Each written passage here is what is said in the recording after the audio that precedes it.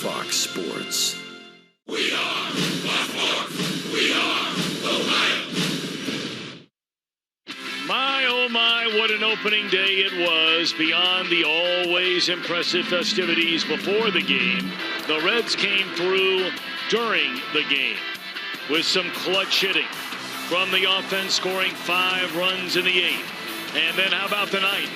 Amazing catches by Tyler Holt and Billy Hamilton. It all added up to a Reds win on opening day.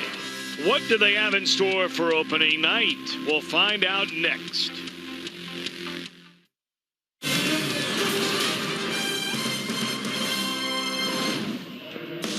Yes, yes, yes, it is opening night. The Reds walk the red carpet, sign autographs, take pictures with so many of the fans before the game. It's become, well, an annual rite of spring opening night in Cincinnati. The Philadelphia Phillies in town for Game 2 of this 2016 season.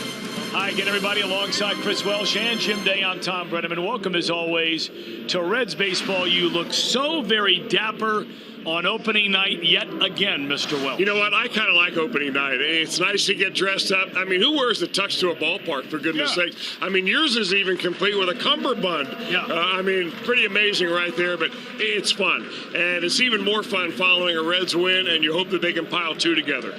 Well, that'll go a long way on how the young man who gets a ball tonight pitches, and that's left-hander Brandon Finnegan. Came over in the Johnny Cueto deal. We saw him a little bit last year, but now from the get-go in the rotation. Well, this is what he did last year. He had 6 games overall. 4 of those were starts. A couple of those starts were really good, and he struggled in some other ones.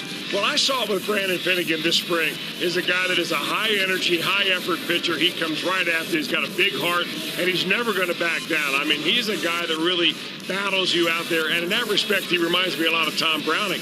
But he throws a little bit more like Don Gullop. He's got an explosive fastball, a really nice 2-plane slider that he throws. It's what he does with that changeup and what he does with the command of his fastball, which we'll find out later on, will dictate how he does here this season as a starter. So many questions about this Reds bullpen coming out of spring training, Chris, and at least for one day, a very impressive group. Well, I've said right from the very beginning that the pressure is not on the bullpen. It's on Brian Price to push the right buttons and bring the right guys in. He did there with Ross Ohlendorf, who got 1 out, a strikeout, and ends up with the win.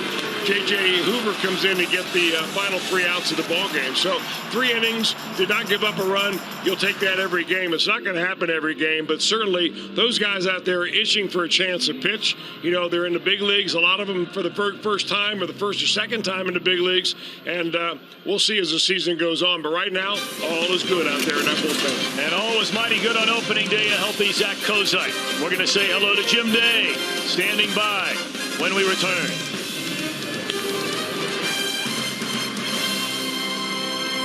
There, unfortunately, we're going to be dealing with some rain and even the potential for some thunderstorms, and it is going to be wicked windy. Temperatures will be falling through the 50s during game time.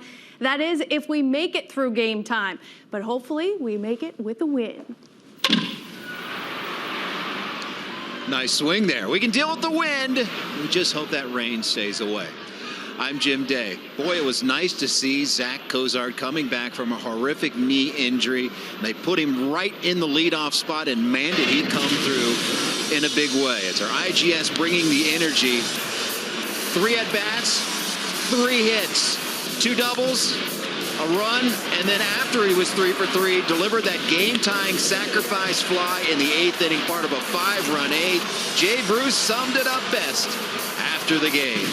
The thing I think I was most happy about today was Kozart's return. You know, it was tough losing him last year, and he's really don't notice him a whole lot sometimes because he's just steady Eddie every single day, and he's there day in, day out. He's ready to play. You never hear him complaining, and for him to come back on the opener and have a great day like that and really be a huge part of the win is something that really made me happy. Kozart leading off again tonight. It is opening night in Cincinnati. Reds and Phillies on deck. Cincinnati Reds baseball on Fox Sports Ohio, brought to you by Chevy. Check out their award-winning lineup, only your tri-state Chevy dealer. By Cincinnati USA Regional Tourism Network. Stay close to CincinnatiUSA.com. And by Skyline Chili. Boy, does that sound good about now. Feeling good. It's skyline time. And you get a look at the beautiful skyline downtown Cincinnati. We're expecting a very big crowd tonight. You wonder if some have perhaps been scared off by the threat of rain, and there is very much a large threat of it later on. We'll say our prayers, keep our fingers crossed so we can get this one in tonight. Let's take a look at Pete Buchanan's starting lineup for the visiting Philadelphia Phillies. Hernandez at second. Galvis hit the 2-run home run on opening day. He's at short. Herrera in center. Michael Franco at third base. Ruff at first for Ryan Howard. And Ruff behind the plate for Carlos Ruiz. A ladder third of Peter Borges. Tyler Goodell is in left field. And a very impressive youngster is Aaron Nola on the mound. The Reds believe they have a very impressive youngster on the mound in left-hander Brandon Finnegan. Very young, impressive left-hander, no doubt about it. Brandon Finnegan won't turn 23 years old until next Thursday on April the 14th. Wears number 29. He comes right after you with a fastball. Finnegan does. He had 6 games in last year. 4 of those were starts. One of them a superlative effort. But he doesn't give up many hits. You see the .239 batting average against last year. He throws a fastball, a slider, a changeup. Really primarily the first 2 pitches. And if he can get that changeup over consistently, it'll get hitters off his fastball. And he could have a really nice outing tonight. Cesar Hernandez, the second baseman, leads things off to a 4 on opening day, and he looks at a strike, and we're underway in game 2 of the year.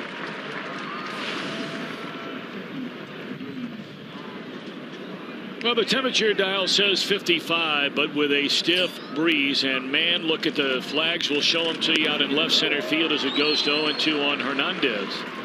And wind has to be blowing, gusting up to 25, 30 miles per hour.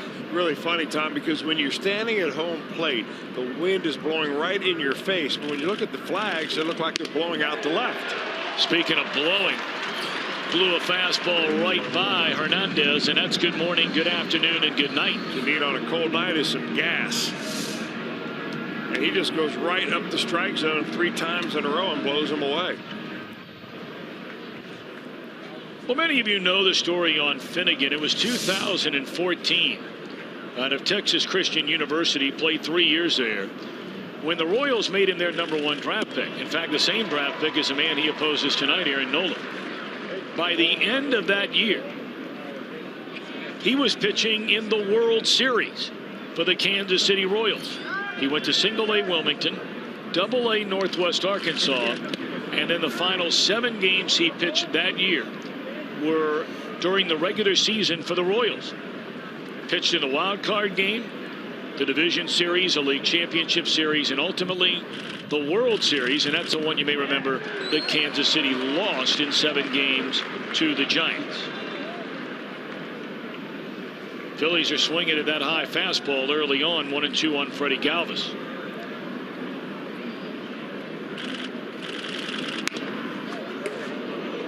Well, Finnegan is not a tall guy. They list him at 5 feet 11 inches, and that's being a little bit liberal.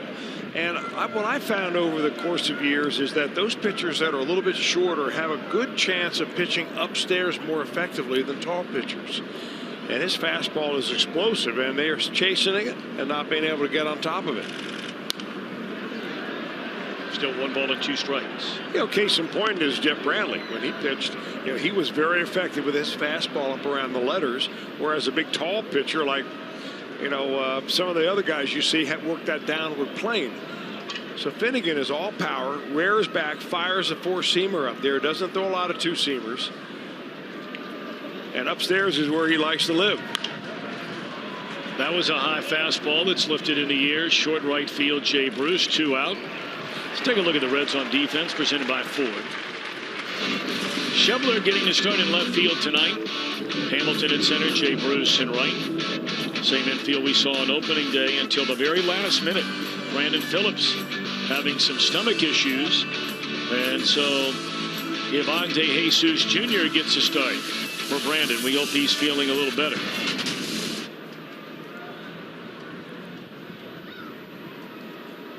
Two away for Herrera. Strike 1. Boy, pounding the strike zone is Finnegan. His first 10 pitches, 9 are strikes.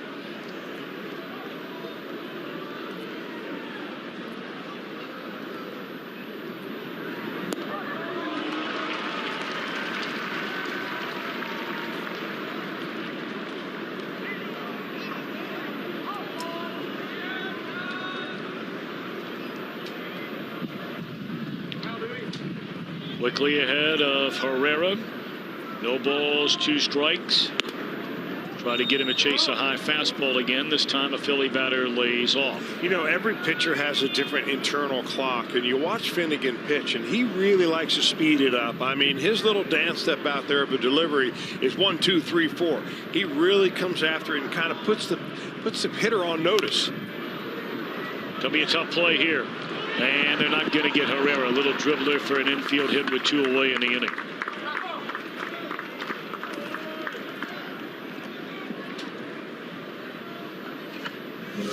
Herrera can run, plus the fact that he's in the left-handed part of the batter's box, and he's kind of swinging and running at the same time right there. Finnegan, you know, as a left-handed pitcher that falls off the third base, if you don't immediately start getting over to first base, a quick runner is going to beat you to the bag. That was just one of those no-man land shots right there, and that's the way it goes. So now Maikel Franco, the Philly third baseman. Be careful of this guy. That ball is hammered into deep right center field. You just said it, and that's all she wrote into the 4th row. Opposite field, 2-run home run, and the Phillies take a 2-0 first inning lead.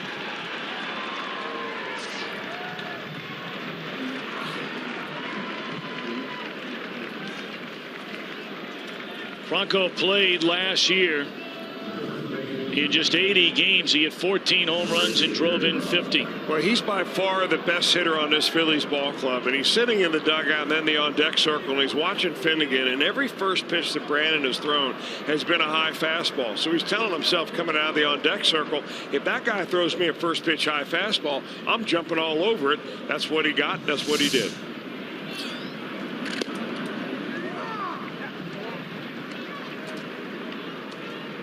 In 6 games and 1 at bat for this young, talented Philadelphia third baseman, he has 12 hits and 25 at bats against the Reds with 3 home runs, 4 doubles, and 8 runs batted in.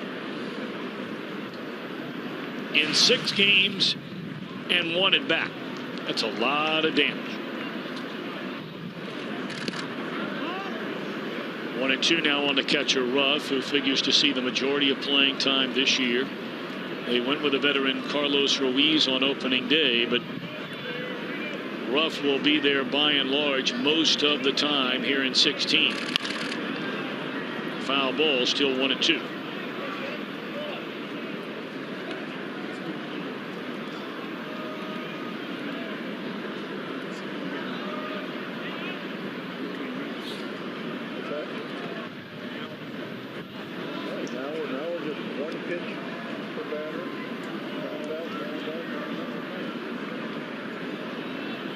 Finnegan a big deep breath and turns it loose, and it's a swing and a miss to end the inning. So a little infield dribbler kept the inning alive, and Franco makes him pay with a home run. Reds coming up, trailing 2-0. Go for this first night game of 2016. Phillies get a 2-0 lead on a 2-run home run by Franco in the first. The Reds stack him up this way. Kozak had a great opening day. Suarez at third, Votto at first. Mesoraco behind the plate batting cleanup. Jay Bruce in right. Scott Schebler, his first start as a ready at a pinch hit double in that 5-run 8th on opening day.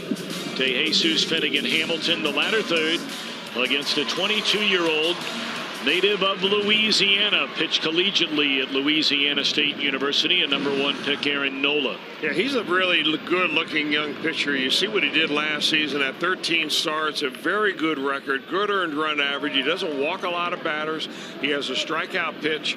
He pretty much keeps it fairly simple, too. He's a sinker ball pitcher, throws anywhere from 90 to 94, works around 91, 92, curveball slash slider and changeup, and that's about it. Kozar 3 of 3. Also added a sac fly run batted in that 5-run 8th inning. In fact, his sac fly tied the game at 2.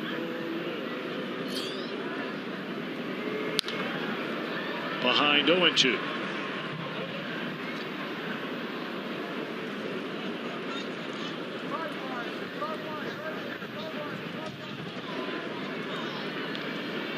Nola started 13 games once he was brought to the big leagues a year ago. 1-6, lost 2, ERA right around 3.5. And a breaking ball tapped to Franco, and that's out number 1. Kind of interesting, really, in this matchup tonight. We see a couple of pitchers that were both drafted in the same year just a couple of years ago. From both some pretty good baseball schools. Finnegan from TCU, Texas Christian, and a very good baseball school, Louisiana State, for Nola.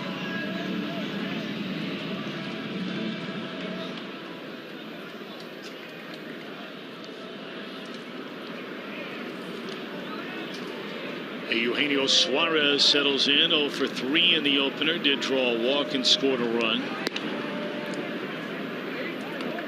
Just short of 100 games last year as a Red. Came over, of course, in the trade before the year for Alfredo Simon. And wound up playing regularly at short. After the injury to Cozart, puts a charge into this one, and it's a 2-1 ball game.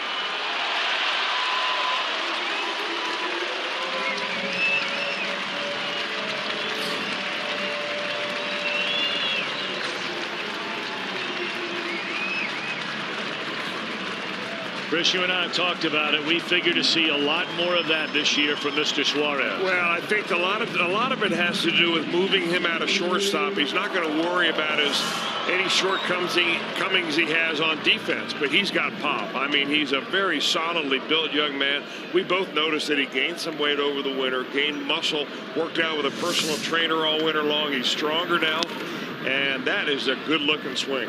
I think the league is going to learn in a hurry. It's going to be hard to sneak a fastball by him. Well, here's Joey Votto, of course, 1 of 4 on opening day.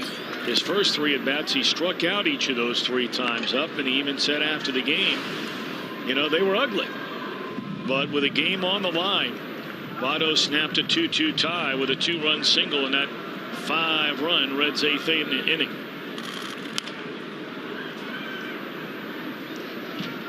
He had an amazing year last year. You know, he was top 3 in the MVP voting, mainly because he was one of the most difficult hitters in all of baseball to get out. You saw when we flashed it up there, that on-base percentage of .459. Nearly 1 out of every 2 times he comes to the plate, he gets on base. And this one is hammered down the right field line towards the corner. And a foul ball, not by much.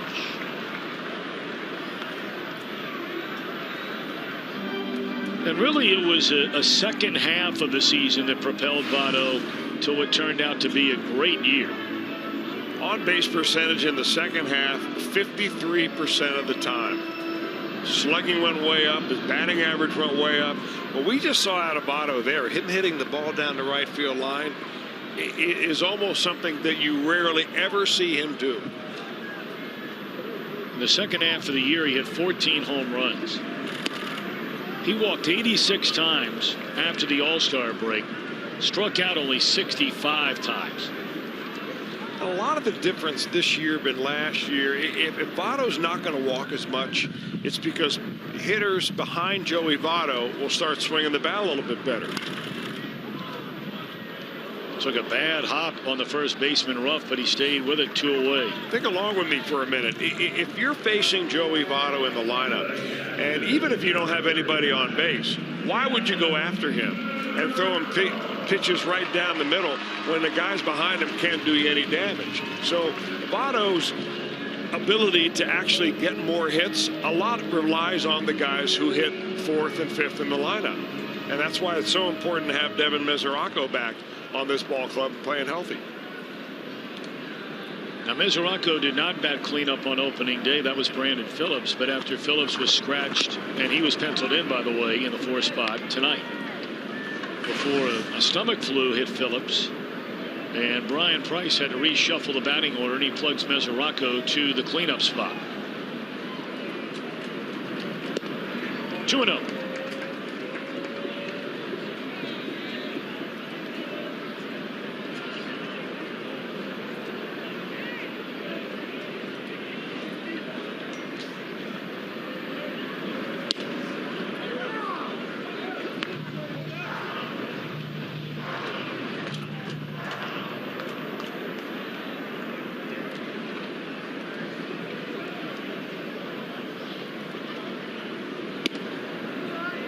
Talked the other day about Mesoraco last year playing in just 23 games. He got a grand total of 45 at-bats. He was injured when the team left spring training.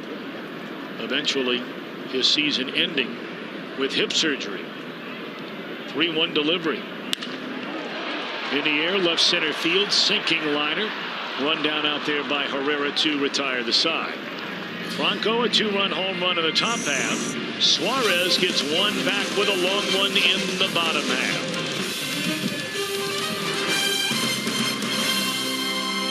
Tonight's storyline brought to you by El Canal. Chris, you were talking about the two starting pitchers going in that 2014 draft. Take a look at some of the other names that we've already come to know.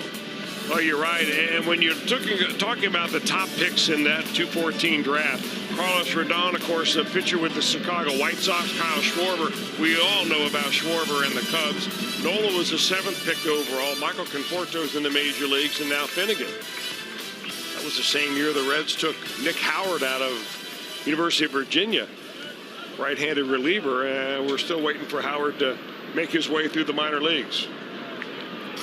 Howard, another one of those pitchers. The Reds have done a great deal of this, Chris, in recent years, especially with very high draft picks, drafting college pitchers who were closers and turning them into starters. Ground ball to short. And Rupp thrown out by Kozar to begin this second inning. Well, you're right, Tom. And really what you get when you get a closer in college, you get a guy who's pretty close to being ready to the major leagues, you would think. And you get a guy with a great arm, because most closers, even in college, are very hard throwers. So if a guy already is up around 95 or above with his fastball, that's half the thing of getting to the major leagues. But the problem with trying to convert a guy to a starter is that you have to teach him that second or third pitch. I mean, Michael Lorenzen, when he came in for Cal State Fullerton to close, he came in and threw 100 miles an hour, and that was pretty much Katie bar the door. But when you're in the major leagues, you can't just do that. You've got to have another pitch. And oftentimes you need a third pitch, and that's where the rub is how to teach a young pitcher who has never, say, thrown a changeup, how to depend on that changeup in the major leagues. And until they get that, they'll never be a starter. Now, Finnegan, if you're wondering, he was a starting pitcher at Texas Christian. Another ground ball again to Kozart, and that's pretty much money in the bank for Zach, 2 away. Well, and then he was converted to a reliever when it came up with the Kansas City Royals. Right. Those were his numbers his final year at TC. You take a look at some of those numbers. Really impressive. I mean, especially given the fact that I think when he was the year before, he didn't win a ball game. I think he was 0-8. So he turned his college career completely around and obviously opened a lot of eyes for pro scouts. Goodell, the left fielder, takes up and away ball 1.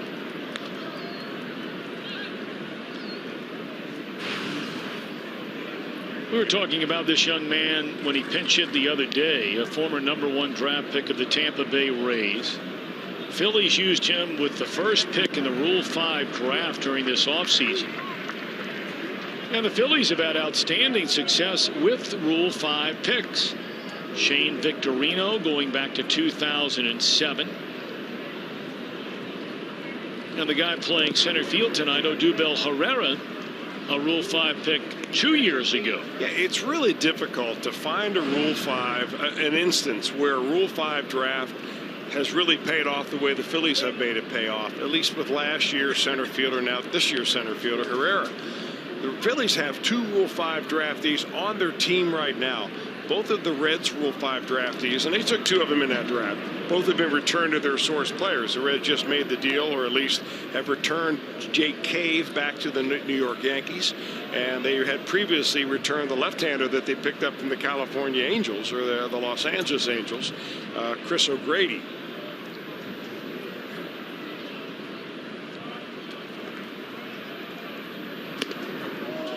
Fastball in, full count.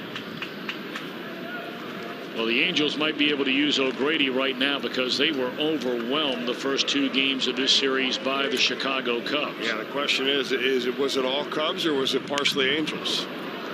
It's hit a long way down the left field line, but turning foul. That had enough to get out of here. Showed a quick little bat on an inside fastball right there.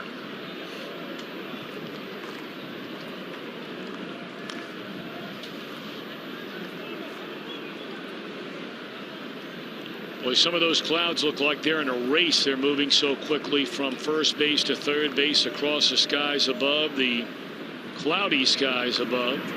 Struck him out swinging. A scoreless inning. A 1-2-3 inning for Finnegan. The Reds trail in the second inning, 2-1. Sports Ohio has an exclusive ticket offer for you during tonight's game. Log on to Reds.com/FSOhio and use the code FSOhio, and you can purchase view-level tickets for Kids Opening Day this Sunday, April 10th, for just $10. This offer is only good on Reds.com/FSOhio tonight, so do it now. I'm Jim Day. Happy opening night to you. And we would like to send out a big old congratulations to Thomas More College. They were honored today in a pregame ceremony, and we're talking about the women's basketball team who won their second straight NCAA Division III title. And they received the Reds Country Athletic Achievement Award as Jay Bruce drops one in there. So congratulations, second straight year, Thomas More women's basketball team. And to boot, they threw out the ceremonial first pitch as well, the coach. So congratulations again. It's incredible. I mean, it's just incredible for those young ladies to do what they have done and did again this year to win a national championship. Doesn't have to be at the Division I level. I mean, we know about UConn and the women there winning 4 consecutive national championships. We have our own dynasty right here. Budding dynasty. And one of the players, Tom, came from your alma mater, Anderson High School. That would be Madison Temple. So we congratulate her. They're turning out pretty good basketball players over there on the east side of town. Does not surprise me. Good for them. Great for them. Scott Schebler, the batter, 0-2. Anybody who has a daughter and you start to really pay attention to, you know, women's sports or girls' sports as they're growing up, well, they're every bit as captivating as the guys. And Schebler gone swinging. And it's so much fun to watch. I had the fortune of coaching my daughter's basketball teams for 6 years, and I miss it every single day now that she's playing in the junior high school level. Now you sit in the stands and you can't yell at anybody anymore. Well, they don't give teas to people in the stands. Oh, I saw it. I saw it this year. Saw it this year. Over in your neck of the woods. I'm not going to name the neighborhood, but I saw it. Don't tell me your dad went through the games. No. It was not our side. It was 2 people thrown out of the gym. It was not pretty. And they're a strike. Now, that's not good at all. No, it's not good at all. I'm not going to say that I'm above that, though. Well, you're excitable. Very. Yeah. 0-1 on De Jesus, and it's low and away. Here's a young man that played so well for the Reds last year. He finally got the chance to play with some regularity at the big league level. The Reds had so many injuries, and you know, De Jesus can play virtually anywhere, and they gave him that opportunity, and he took full advantage of it. You have to wonder if it's starting to rain a little bit now, because a lot of the fans all of a sudden are springing to their feet and making their way for shelter. The forecast does not look good, but we shall see. 1-2 on De Jesus. He went around. 2 away in the inning. Good looking slider right there. I mean, that's the bread and butter breaking ball for Aaron Nola.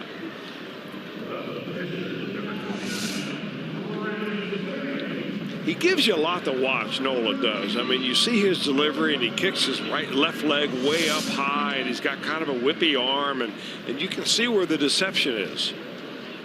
But it really comes all down to being able to control your fastball, and that's why he's in the major leagues right now.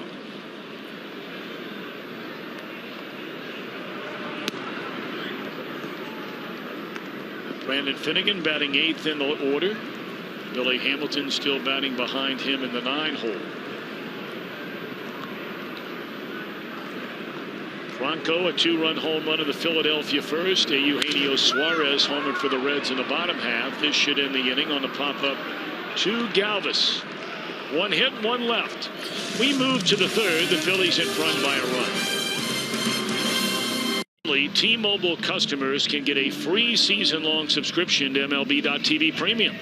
Go to T-Mobile.com/MLB. Sign up now and catch every moment on America's fastest-growing LTE network. Windy, rainy now, Cincinnati. End of 2, the Phillies with a 2-1 lead.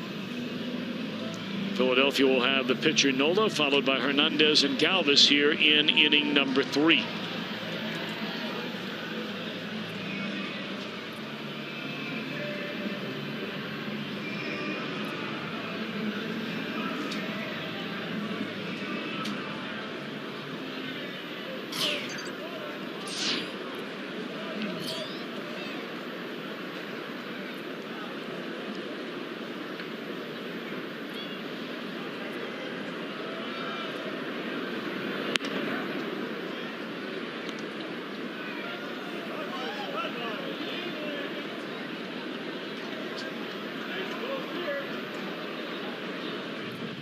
Finnegan had a 1-2-3 second inning after giving up the 2-run home run in the first. He just had bad luck, really, with 2 outs in that first inning. Herrera basically threw the bat at the ball on a 2-strike pitch and just bounced one slowly to the right side that turned into an infield hit. On the very next pitch, Franco took a fastball the other way and drove it to the seats in right center field.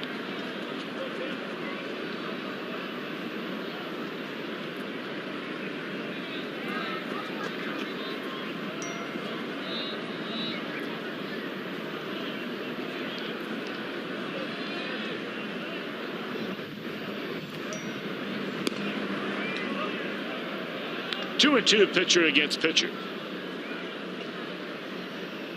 One thing you really got to like about Finnegan is his pace of play. I mean, he gets the ball and he is ready to go. Strike 3 called, a breaking ball that tickles the outside corner. Well, we invite you to follow the Reds live with MLB.com at Bat, the app, all year long. You can stay up to the moment at any moment. Game day, live video game, video highlights, StatCast, news, and more. Download MLB.com at Bat today. 1 out, top of the order. Hernandez struck out his first time up. Looks at strike 1 here.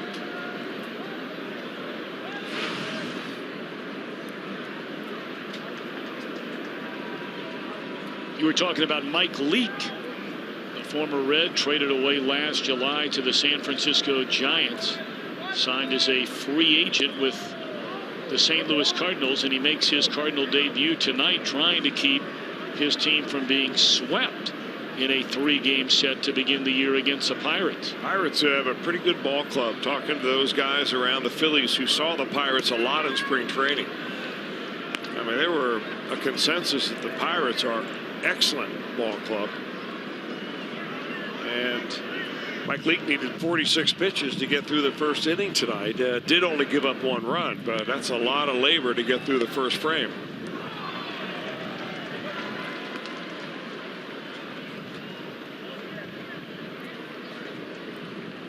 Johnny Cueto had an outstanding start. We're not surprised at all in his San Francisco Giants debut last night. 7 innings of 1-run baseball, getting the victory over the Milwaukee Brewers. I think Giants fans are going to fall head over heels in love for Johnny Cueto if he stays healthy. It's fun to watch, and he's really good.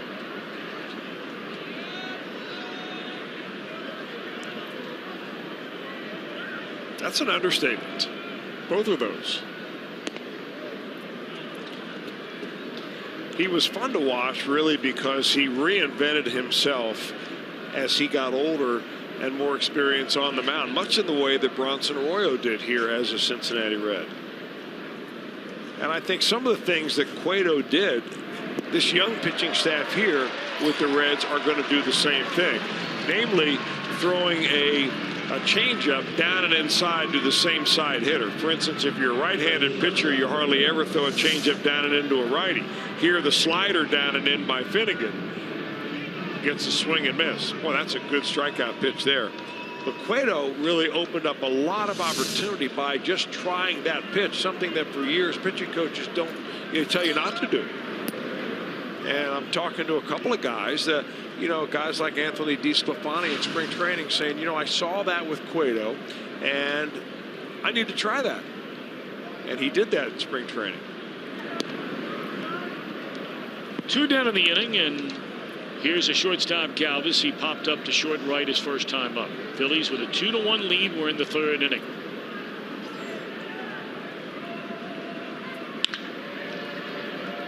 Under the glove of Suarez. This will be 2 bases for Galvis.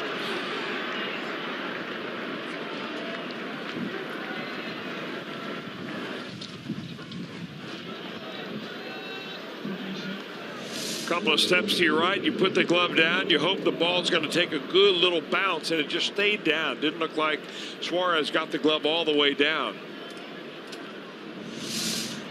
It has scored a 2-base hit.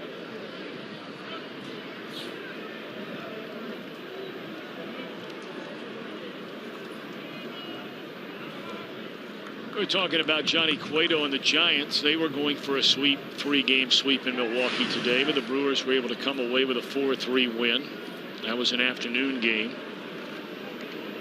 Giants will be going home for their home opener. They will take on the Los Angeles Dodgers.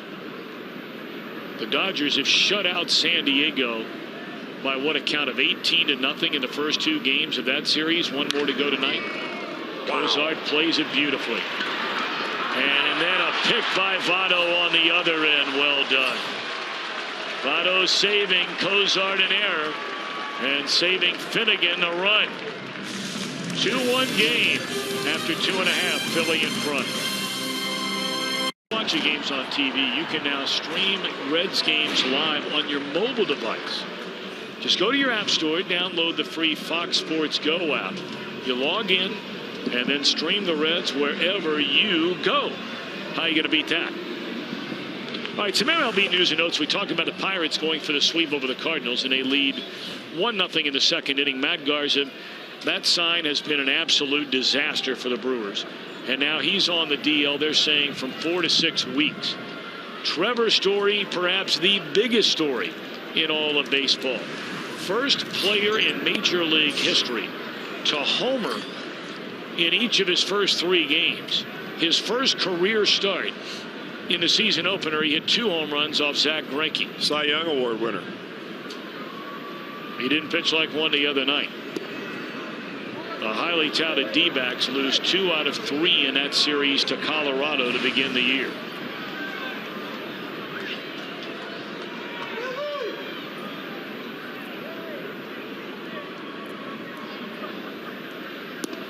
And their manager already went off on the media. Billy Hamilton is out of there on strikes. Yeah, I thought that was kind of unusual. It was a lot more than unusual. It was absurd.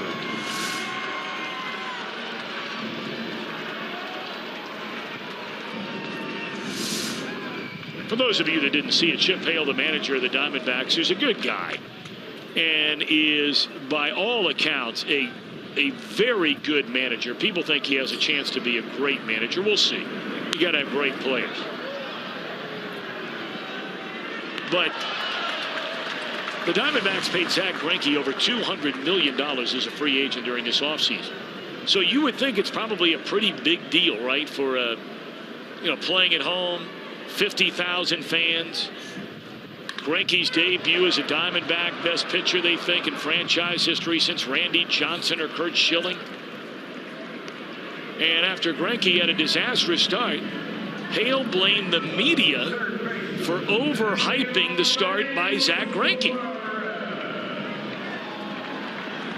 Well, like a lot of managers who lose their first game, they want to play it down, say, hey, all opening day is the first game of the year. It's no more than one of the 162 games we're going to play. Why make a big deal out of it? But if you're a fan sitting in the stands that did his best to try to get some tickets to that game, and you went to the parade, they don't have one in Arizona, but if you went to all the festivities ahead of time and you plan for opening day, it is a big deal. But the media has been blamed before. I just hate to see him going that way so early. He did come out and apologize the following day. It's always easier to apologize. Yes, it is. Breaking ball in there, a dandy from Nola to Suarez, who homered to left center field his first time up. The rain has stopped for the time being. We hope it stays that way. There's another breaking ball, and you brought it up earlier, Chris. That's a dandy. Well, he's got a nice speed separation between that fastball, which is in the low 90s, and that breaking ball in the mid 70s.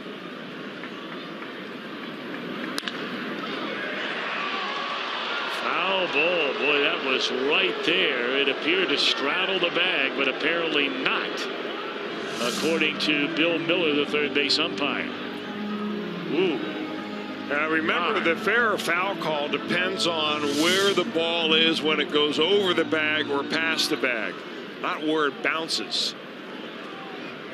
But if any part of that baseball went over any part of that bag, that's a fair ball. Well, that looked like it shaved a part of that bag off from here. Fly ball to right center, and that will do it. Reds are gone in order. We march on to the fourth. A one-run Philadelphia lead. Offer you a great value this season. The Kroger Meal Deal. Check concession stands throughout the ballpark for the Kroger Meal Deal, which includes a hot dog, a bag of chips, 16-ounce Coke, and during this homestand, Sargento cheese, enjoyed by real cheese people. Make sure you get your Kroger Meal Deal today. I'm Jim Day. Brandon Finnegan goes back to the hill for Cincinnati. His dad, Gary, found out at a very young age he had, well, a tough kid on his hands. 10 years old, Finnegan comes home from school, had an all-star baseball game that night, and said, Dad, my foot's a little sore. Dad asked him on a scale of 1 to 10, what's the pain like? He said, about a 6. But, Dad, can you tape it up? Maybe I could still play in the game tonight. Well, they taped it up. He indeed did play. Went out there and had a perfect night. 3 hits on the day. Next morning, said, my foot's still a little bit sore. The doctor told him, well, your foot is broken, and it's been broken. So his dad, Gary, got a taste of how tough his kid was at 10 years of age, and he is still a tough one today. It's a great story, Jimbo. Thank you very much. He retires a leadoff man who got him for a 2-run home run back in the first inning to start this fourth.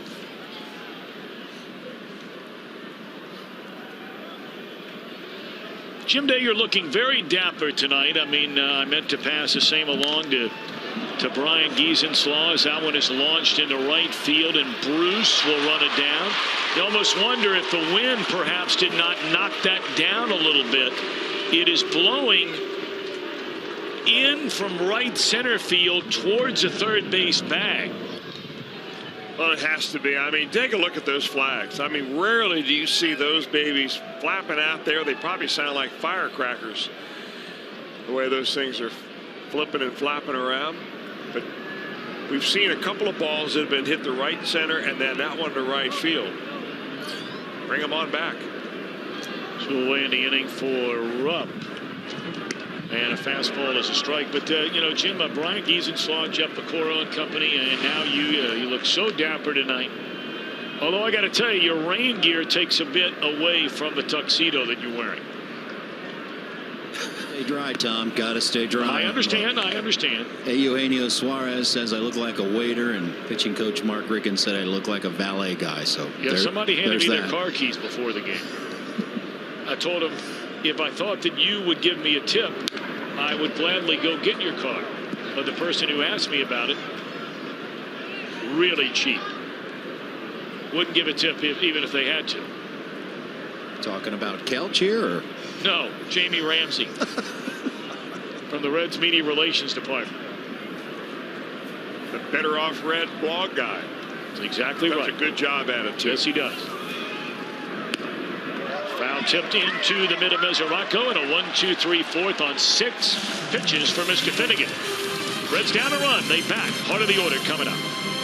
Our Miller time moment brought to you by Miller Lite. And while we have a moment, let's tell you about the Phillies on defense tonight. Sneak that in there for you here in the 4th inning. Brought to you by Ford. Borges, Herrera, Goodell, right, center, and left. Franco, Galvis, Hernandez, and Ruff, third to first. And Nola very sharp on the mound thus far. He's allowed 2 hits, 1 run, a first-inning home run to Eugenio Suarez. But his team got a 2-run home run from Franco in the first inning. So a 2-1 game. It'll be Votto, Mesoraco, Bruce in the Reds' 4th.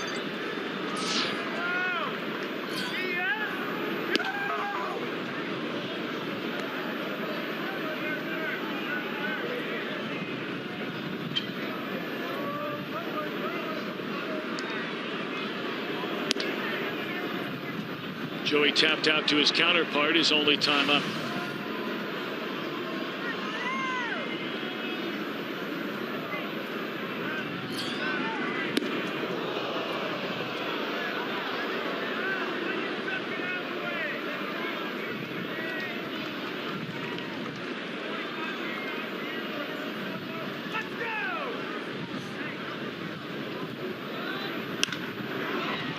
Straight up in the air. The wind will push this into maybe left center. 1 away. That ball started to the first base side of the second base bag, and a center fielder, Herrera, caught it in short left center field. Let's check in downstairs with Jim Day. Speaking of that wind, Jay Bruce came off the field this last half inning, and that ball that was hit to him, he said the ball appeared to go over the fence and it came back to me. He's never seen a ball that just died like that out in right field. So that wind is really whipping. And there's strike to Devin Mesoraco. Well, they expect to see the wind play a major factor in the Masters down in Augusta, Georgia this week. They're talking about wind at 30 miles an hour for the first 3 days of play down there. Did I read a headline that there were 5 holes in 1 today for the first time in the history of the Masters? You may have. I did read that Gary Player at age 80 hit a hole in 1, the oldest player ever to have a hole in 1 in that particular par 3 tournament they have. I think I read today there were 5 of them in 1 day. First time in 57 years. I hope I read that right.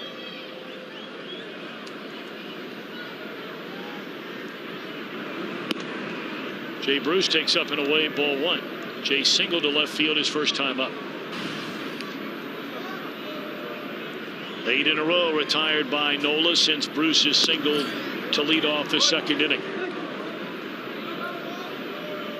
And now the third baseman and the shortstop will trade places.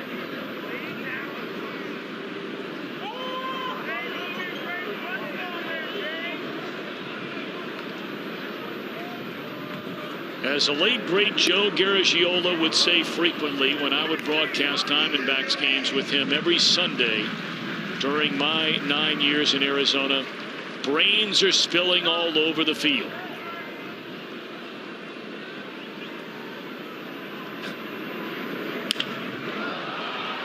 Hooked into right, and the inning is over. It's a great line. Back-to-back perfect innings. What's that? It's a great line. It's a great line. Brought to you by your local Ford dealer. Ford, go further.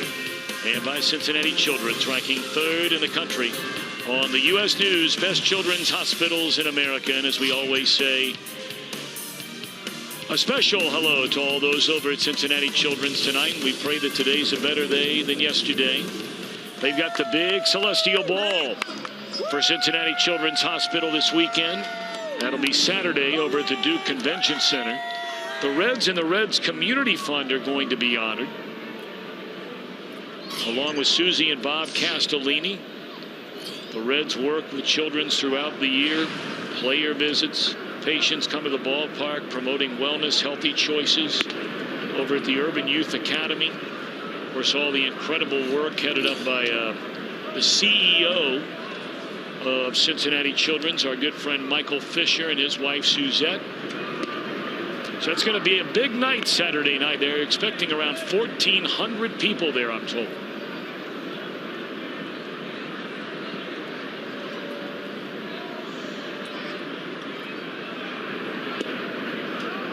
Phillies bat in the 5th inning. These two young pitchers are pitching very, very well here tonight. Finnegan gave up a 2-run home run in the 1st.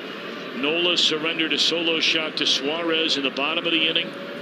Neither team with a run since, and here we are in the 5th. Well, they're both throwing strikes, and that's the first thing that you have to do to control a ball game. In fact, Finnegan has about twice as many strikes as he does balls, actually more than that.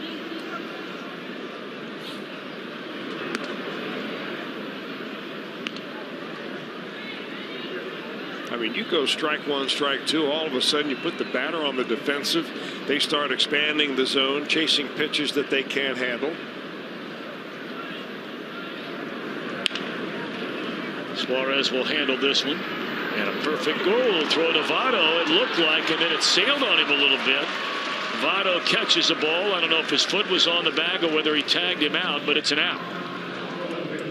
It did look like that ball sailed on him a little bit. Maybe some tail that started right at him and then kind of stayed away. Votto fortunate right there. He didn't get that glove in the way of the runner as he came down the line. You oftentimes see some really horrendous injuries to the glove hand of a first baseman, and that happens. It's a nice nimble play by the Reds first baseman. And by the way, our statistician Joe Luckett was kind enough to pull up on the computer. When I read that headline, that was still early in the day today, about the 5 holes in 1. There were 9 holes in 1 in the prior 56 years of that par 3 tournament.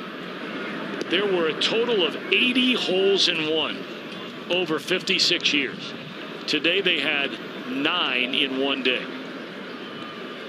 That's pretty amazing. Pretty amazing.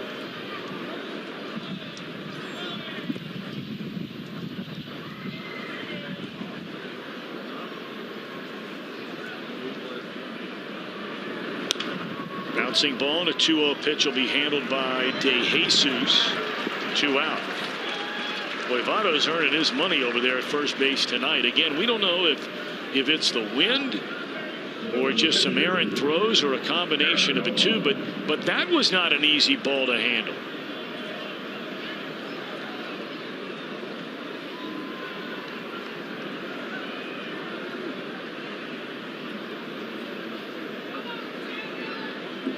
Now Finnegan looking for back-to-back perfect innings for the first time tonight.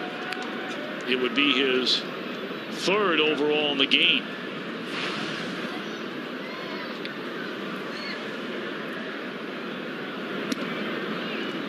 Boy, does he look good tonight. And I only bring that up because we saw such a small sample size, if you will, of Finnegan last year.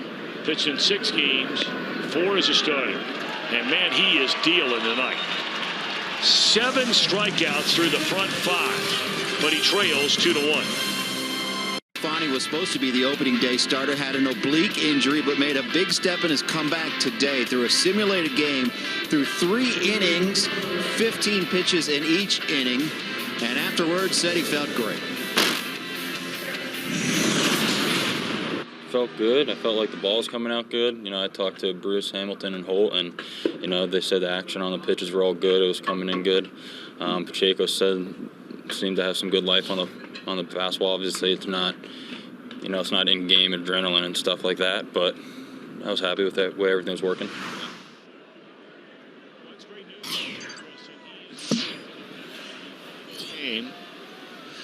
The plan is, guys, that he is supposed to pitch Sunday, but before they sign off on that, they'll see how he feels tomorrow. He'll throw a bullpen session on Friday, and then we should know then that he will indeed start on Sunday if he has no setbacks. That'll be the final game of the Pittsburgh series. You know, tomorrow's a big day. I mean, you know, you talk about the future of the Reds and all these young stallions they feel like they have in the organization, especially the pitchers. And tomorrow, Chris, front and center, we're going to get a look at Robert Stevenson. Yeah, I'm excited about seeing Robert Stevenson. You know, he's a young man we call with a golden arm. He's got a tremendous fastball, and he just has to figure out a way to slow that internal clock down a little bit. Kind of take a deep breath and relax. It's a lot easier to say than do. Schebler gone for the 2nd time in as many at-bats on strikes, 1 away. The rash of injuries that hit the Reds pitching there in spring training was really, just devastating. I mean, starting with Michael Lorenzen at the very beginning of the spring, you know, he came in, his arm was barking a little bit. He tried to pitch through it. It didn't work out.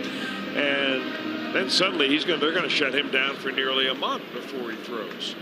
You know, you have other guys that you expected to be competing right there. I mean, DeSclafani was essentially given the opening day start if he was healthy. So he goes on the list at the very beginning. John Moscott. John Moscott was expected to be in the rotation. Really his job to lose. So there will be some changes down the road in this rotation as you go along. But you couldn't be happier so far with what we've seen out of the first two guys out of the gate. No doubt about it. Yesterday, no walks, 7 punch outs. And the way that Finnegan's throwing the ball tonight, get him a couple of runs. 0-2 on De Jesus. And it stays right there. And then, you know, those guys you just mentioned. And of course, you couple that with two guys that you knew were not going to be ready for the start of the year. That one of them's guaranteed a spot in the rotation in Homer Bailey, and the other figured to be pretty close to a lock to be in that rotation to begin the year, in John Lamb. Yeah. Well, a lot of people have asked, you know, what do you expect of Homer Bailey when he comes back? And I got to tell you, with the way that he has progressed off of his surgery and all the reports that you get and people you talk to have seen him throw all of his bullpen sessions and all, you expect him really just to come right back and almost be in midseason form. Now, he'll have some pitch restraints as far as number of pitches and innings and so on. But I imagine that you're not going to see an injured pitcher on the mound. You're going to see a guy that is ready to go like he's 100% healthy. And that will really give a big boost.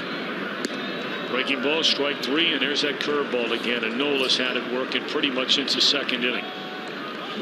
If a Red were to hit a home run off that Toyota sign in right center field during our game tonight, Kevin Hester from Hebron, Kentucky will win that beautiful new Tundra. That'd look good on the streets of Hebron, wouldn't it? Yeah. Register for your chance to win it at an upcoming game. To stop by your Cincinnati and Northern Kentucky Toyota dealers. Might be the only one like that in Hebron. I bet you're right. You never know, though. Yeah, you know you're right, because there are a lot of people who live in Hebron that work for Toyota. They've got their headquarters over there in that area. Well, until they pulled out. Most of them did, but they still have some lingers. Yes.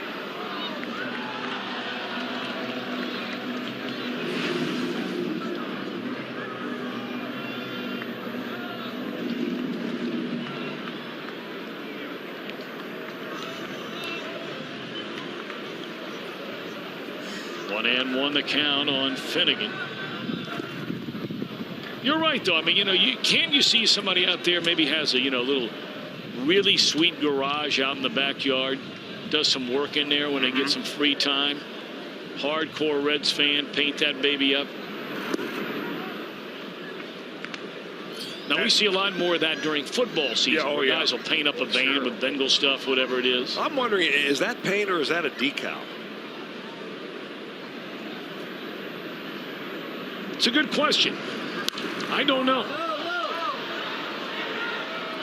I mean, I would like to see that decal, if it is one, you know, on your Mercedes trucking down the streets. It look very, very good. Park. No doubt about it. What do you think about that? I think it's a great idea. Talk to our friends over at Cincinnati and Westchester and see if we can make that happen.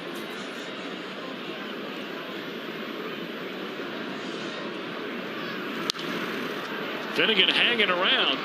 Still 2 balls and 2 strikes. 6 pitches so far in this at bat.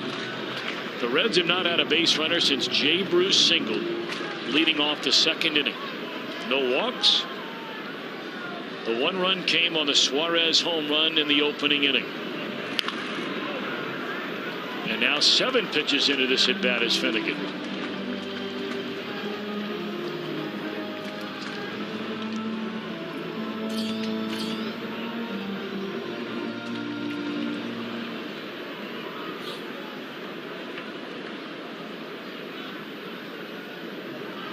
Longest at bat by a Red tonight.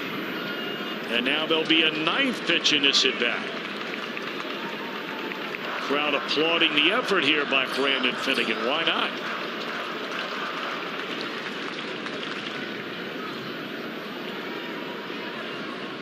Already in this 5th inning, he's thrown more pitches than in any inning so far tonight.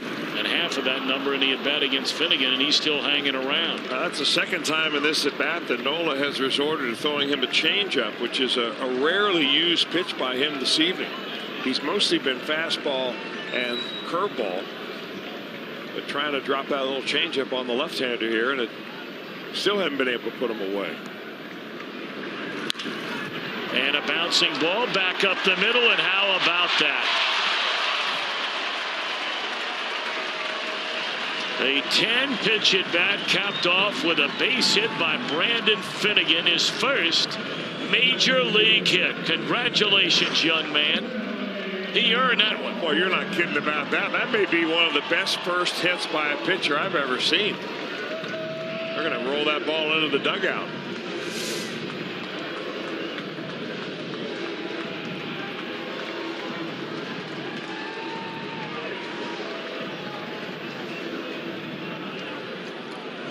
Well, it would. The only way to make it better is if he would get it in a Reds win.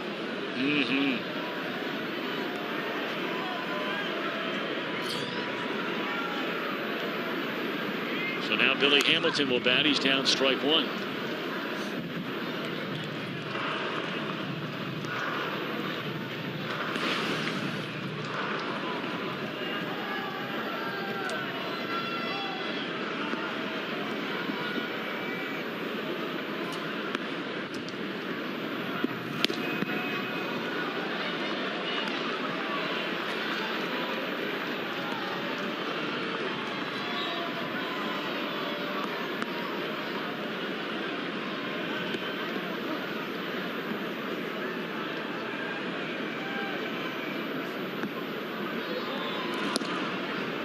There's strike three to retire the side. One hit, one left. We played 5. Phillies lead 2-1. Presented by authority of the Cincinnati Reds. It may not be reproduced or retransmitted in any form, and the accounts and descriptions of this game may not be disseminated without the express written consent of the Cincinnati Reds. Well, our steel power tool performer, who else would it be, Chris, in this very impressive young left-hander Brandon Finnegan. I mean, he just comes right after you, doesn't he? And very much like the line that we saw yesterday with on Monday with Raisel Iglesias, no walks and 7 punch-outs.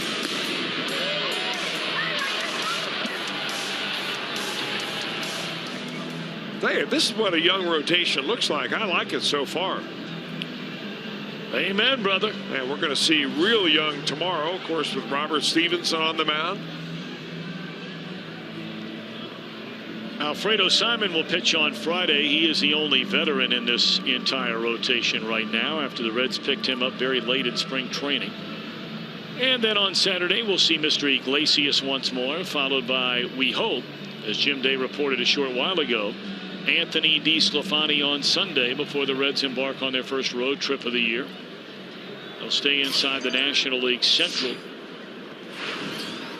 They'll play the Chicago Cubs 3 games next week, all night games, which is very odd, especially in the month of April.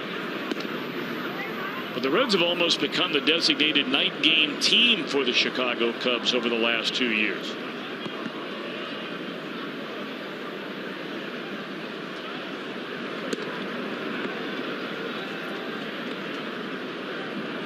And then the Cubs, once the Reds are finished up with them, they'll move on. The Reds will to St. Louis for a 3-game series next weekend.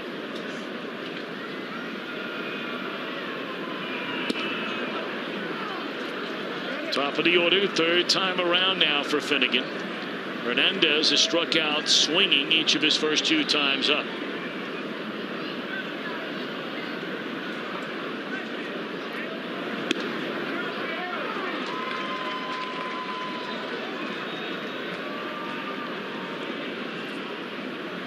You get a couple of pitches called right at the top of the strike zone right there, and then you go up a couple more inches. Just like he did there, and the batter will almost chase it every time.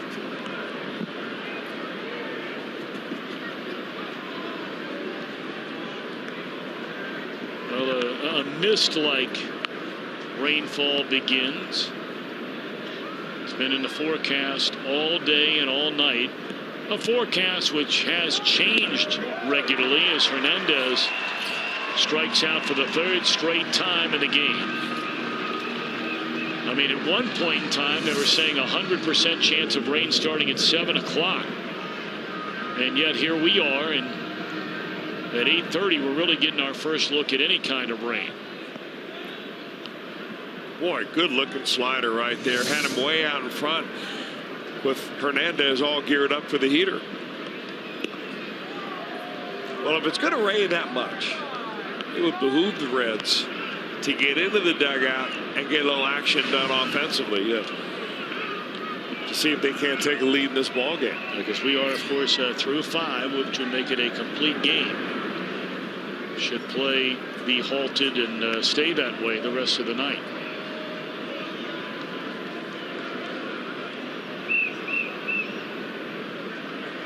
Oh, Mom and Dad, enjoy those moments right there while you have them. Every single second of it.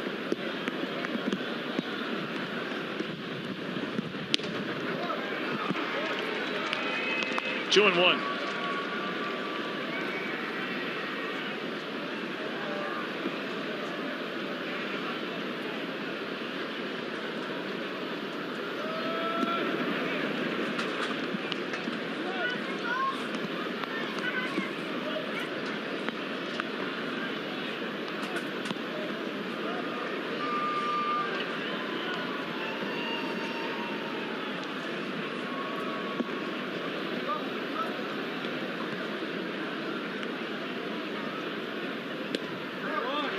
One pitch taken by Galvis in there, strike to run the count full. You have Herrera next. Reds will have the top of the order when they bat in the bottom of this 6th inning. Gone swinging. Galvis had his 9 strikeouts tonight for Brandon Finnegan.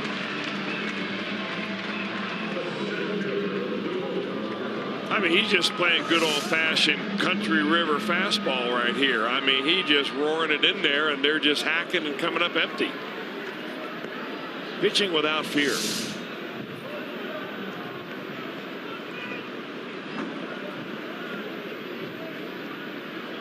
Two away, and here's Herrera.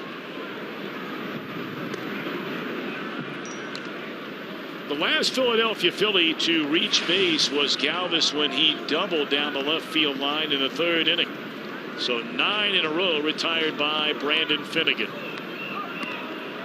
Trying to get the Reds back in the dugout and back to the plate. Fouled out of play, a ball and a strike.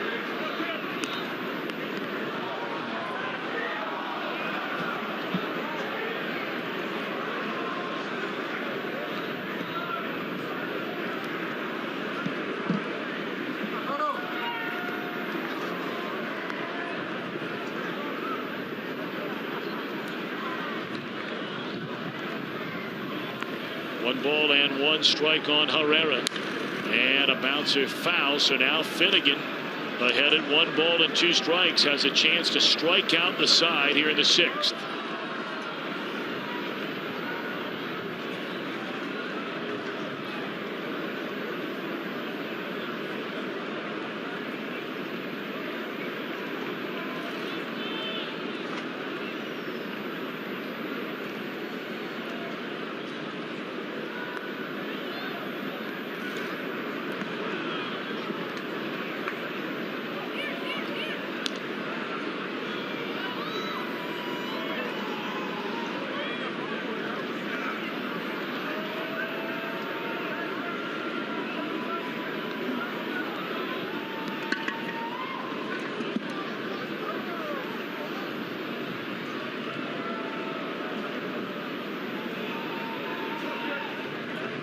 Waiting on Herrera to get back into the batter's box. And now he's in there. Finnegan waiting on him. Finnegan not fooling around out there on the mound.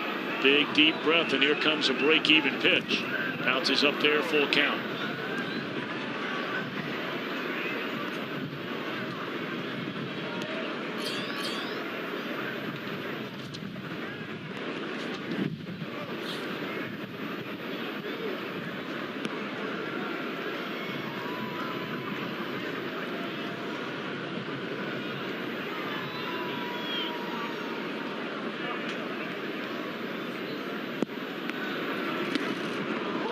Ball 4, that's a 2-out walk, and that is the first walk issued by either starting pitcher in the game tonight. Yeah, the last few pitches there in that at bat to Herrera just looked like Brandon Finnegan overthrowing a little bit, bounced both of the breaking balls after he got ahead, and then came back and tried to overthrow a fastball. And he may be running out of gas here. This is, of course, the first start in spring training. They're on the horn to get the bullpen going.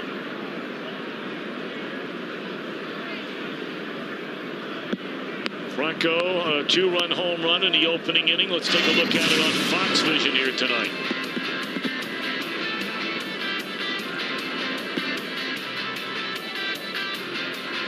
And you said it, Chris, before the pitch was ever thrown. Be careful of this guy on that first pitch. Well, he's the one legitimate guy that you know has power. He's by far their best hitter, and he's smart enough to know that at that time, every first pitch to every hitter was a fastball. And he loves a high fastball. Finnegan appeared to lose his footing on that delivery to the plate that was in the dirt. Rain is still lightly falling. The wind is blowing harder now than it has all night long, and it's been blowing hard all night long.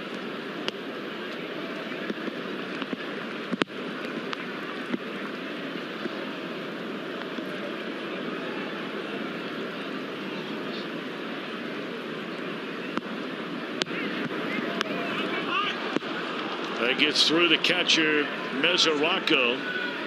And once more, Finnegan continues to try to cut loose some of the mud that's starting to accumulate in his spikes. This is the changeup, a very rare pitch that they're trying to figure out a pitch that they can throw to Franco to get him out, and that ball just goes right through the wickets. Mesoraco didn't get the glove down. You know what happens for a pitcher? You walk out on the wet grass, your bottom of your shoes get wet, and then the mud, the dirt that you walk on cakes on there. Boy, there's some help right there from Franco on a 2-0 pitch, and that'll end the inning. Now the rain continues to fall. The Reds have a top of the order coming up, trailing by a run. Today, the first 20,000 fans receive a Reds magnetic schedule and a car magnet featuring Billy Hamilton, presented by PNC Bank. And then stick around after the game for the big fireworks show. Visit Reds.com. We'll look forward to seeing you down here on Friday night. Pirates in town. Play a Friday night game and then afternoon games at 1:10 on both Saturday and Sunday. All right, here we go. Kozai, Suarez, Votto. Reds are hoping for more than that, although it's been pretty much 3 up and 3 down for Mr. Nola all night long. He has not faced more than 4 batters in any inning so far tonight. 4 in the first, 4 in the second, a perfect third, a perfect fourth. And he allowed a single to Brandon Finnegan with 2 outs in the 5th, but struck out Hamilton to end the inning, the 4th batter of the inning. And it's been that curveball that he continues to lean on. That's 3 in a row that he threw to Zach Cozart. He's got such a nice fluid motion. It doesn't really look like he puts a lot of pressure on his arm. He was billed as a guy, according to the scouts, told me that he was going to throw anywhere from 91 to 94. He's been really hovering around 88 to 90. And Cozart a base hit to center field to begin the inning. That's a good way to get it started.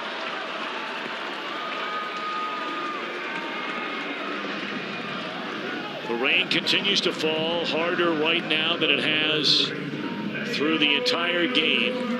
Not enough, it doesn't appear, to stop play yet. It's really hard to tell exactly how hard it is raining because the wind is blowing upwards of 30, maybe more than that, miles per hour. So it's almost blowing sideways coming down. Say that again? It's coming down sideways. There you go. Well, it didn't affect the ball that Suarez hit for a home run in the first inning. That ball was just a laser bomb of a home run. Picked up on a fastball, and ever since he's been up there after that home run, Nola's been really trying to keep that breaking ball on him.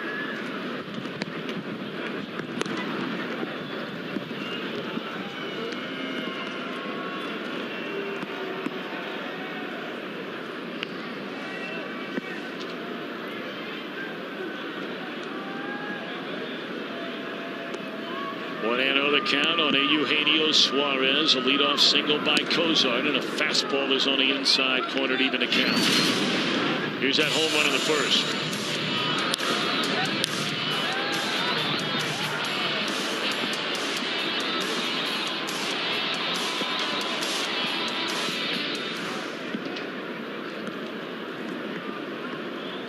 Phillies have action in their bullpen for the first time tonight. That ball driven to center field, but right out. Herrera one away. Wind killed that ball.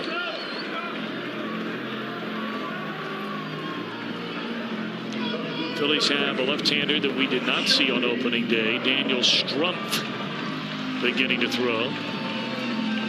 He's a Rule 5er.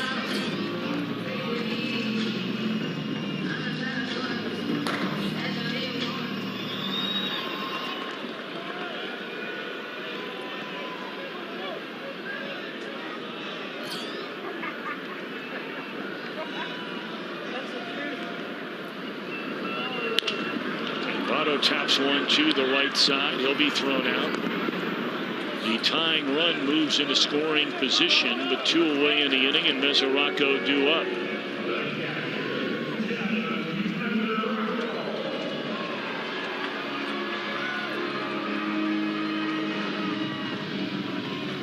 It's been great to see your longtime partner, Chris, and still sometimes partner, George Grand. Yeah, George is going to be around this season for about a series or so a month, coming around, and of course he was part of our opening day show, pregame show yesterday.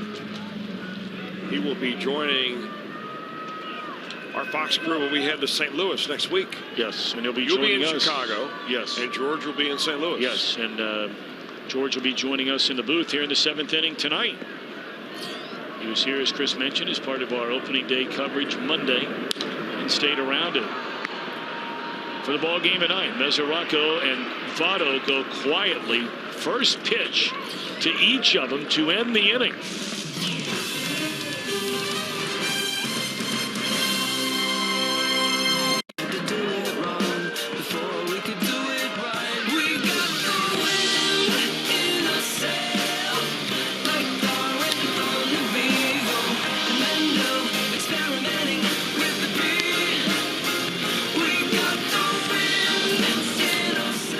Continues to blow, the rain continues to fall ever so lightly, and we continue to play on.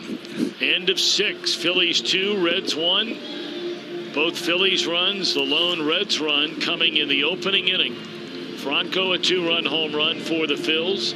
Suarez a solo home run for the Reds. And what an outstanding effort tonight by Brandon Finnegan, but it now comes to an end, making his Reds debut. See his numbers in 12 games with the Yankees last year. We introduce Caleb Cotham. Well, those 12 games that you see with the Yankees last year are his only major league experience. Young man that was drafted by the Yankees, 5th round, 2009, out of Vanderbilt. And it's a pleasure to be joined by George Grand. We just talked a minute ago, George, about you're back, and we're honored to have you back again this year after so many great seasons as a TV voice of the Cincinnati Reds, and I know you're fired up to get back at it again, aren't great you? to be back with you guys. I enjoyed watching you out in Arizona. It was fun to see you guys in golf shirts, which we still should all be using. Ground ball to short.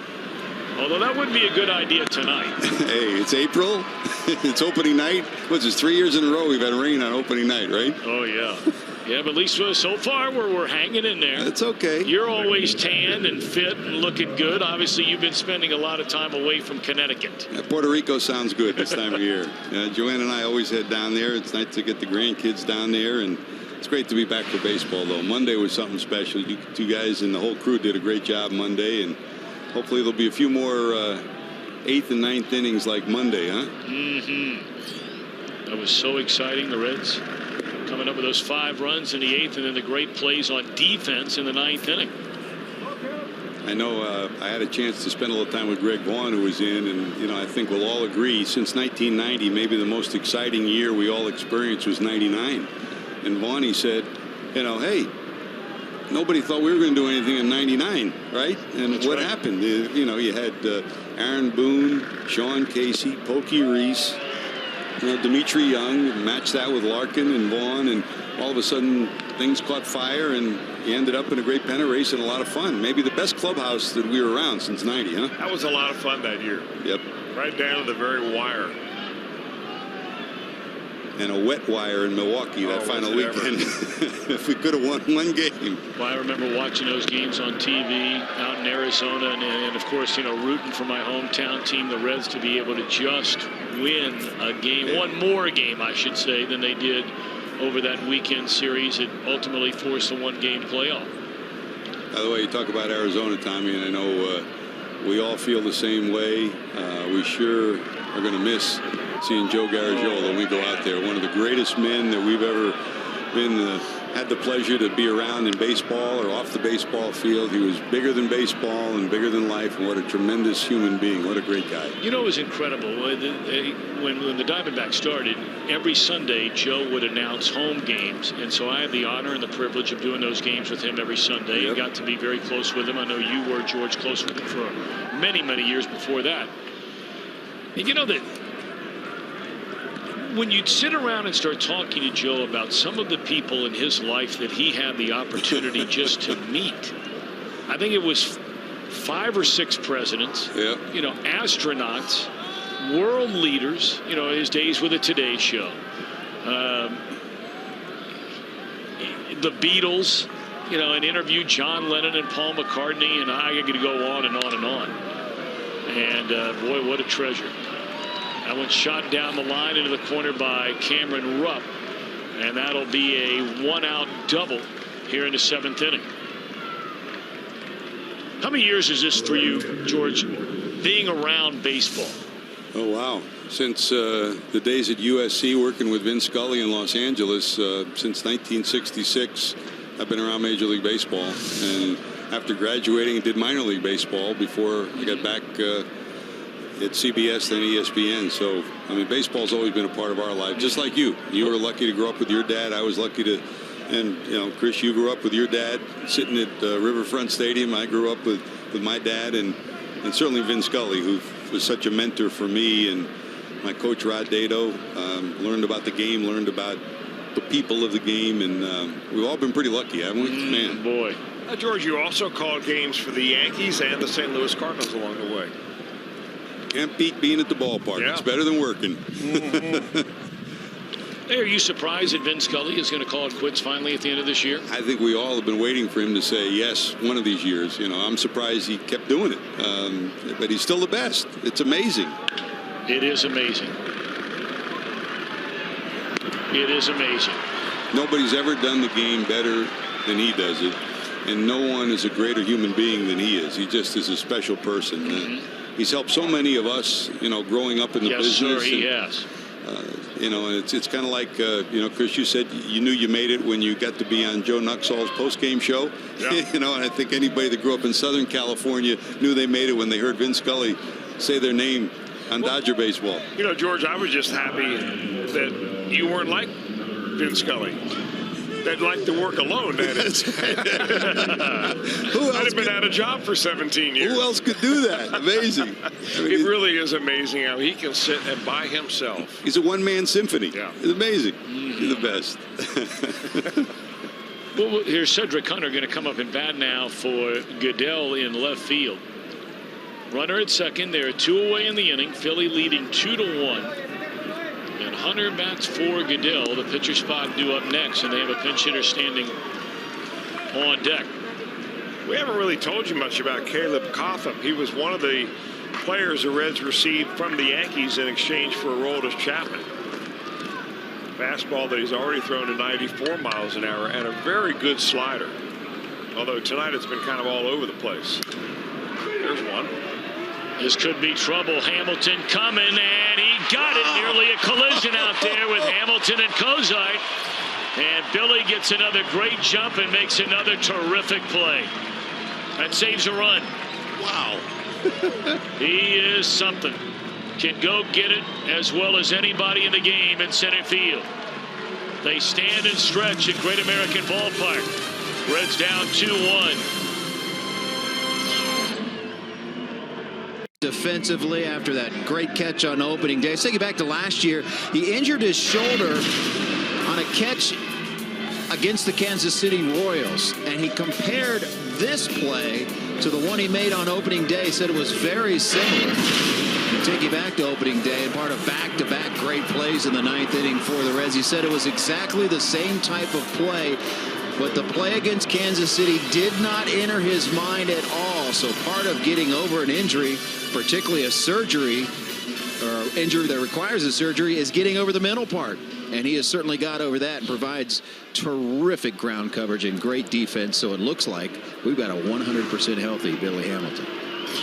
It's great news, because he can go get him in center field. The Reds need to, start getting him on base. I'm not telling anybody anything they don't know, because, George, we were talking. You've seen baseball a long time. You ever seen a guy that can change a game the way Hamilton can when he gets on base? Down in the clubhouse before the game, Larry Bowe and Juan Samuel were saying exactly that, and saying, boy, if you ever get Billy Hamilton going, he's a game changer. We understand that. He said, we're happy that he's at the bottom of the lineup, not the top of the lineup, but right now he doesn't deserve the chance to be at the top of the lineup till he gets on base more. And JD just showed us that play from the other night, which was tremendous. I thought the at bat where he worked the walk and he didn't panic was maybe one of his best at bats of the year too, including spring training. Yeah. Well, here's Jay Bruce, and it's still Nola out there on the mound. This young man has just been sensational here tonight. I mean, he's only thrown 83 pitches, and here we are in the 7th inning. He's allowed 1 run on 4 base hits. Bruce fouls it out of play, and it's 3-2. Now, only the second 3-ball count that I can remember him, and of course the other one was probably the one that he gave up a base hit to Brandon Finnegan. I mean, he's making it look awfully easy. Nice smooth delivery. Bruce ought to be looking for a fastball right here. They're playing him the pull with that shift. The reason the Phillies waited on Nola to pitch the second game rather than opening day, even though they view him as their future opening day starters, because they want him to pitch the home opener in Philadelphia on Monday. So they went with the veteran Jeremy Hellickson in game 1. And Nola has been worth the wait so far. Tonight's Let's Motor Player Profile is brought to you by BMW Mini. Scott Schebler, originally a 26th round draft pick by the Dodgers, came over in the Todd Frazier deal, grew up in Iowa. 5-sport athlete. We talked about some of his athletic accomplishments on opening day when he came off the bench and had that double and really set the table for the 5-run rally. A 55-meter state champion sprinter. He may not look that fast, but don't be fooled. Everybody was saying he put on some shows in BP out in Arizona, huh? Well, he did. He's incredibly strong. He's one of these guys, though, that I think that after he gets his feet wet on the ground, more solid on the ground here at the big league level, he'll slow down a little bit. He is excitable. He's trying to impress everybody so much early on that he's swinging at pitches that are really out of the strike zone and unhittable. He struck out his first 2 times up tonight. Worked a 3-0 count here. Now takes all the way 3-1 with De Jesus next. God, I love that pitch from Nola. I mean, how often these times do you see a young guy who's learned to just kind of guide it in there with just a little bit on it, like the dead fish pitch, like he throws there at 88 miles an hour with action. He didn't get cheated, does he? Oh, no. No, we saw plenty of that in spring training. He will take a rip. Got a chance to play in AAA and the big leagues for the first time last year, did Schebler. Hit 3 home runs with the Dodgers in a limited amount of time, but he's gone on strikes for the 3rd time tonight. Back-to-back 3-0 counts, and he comes back with strikeouts.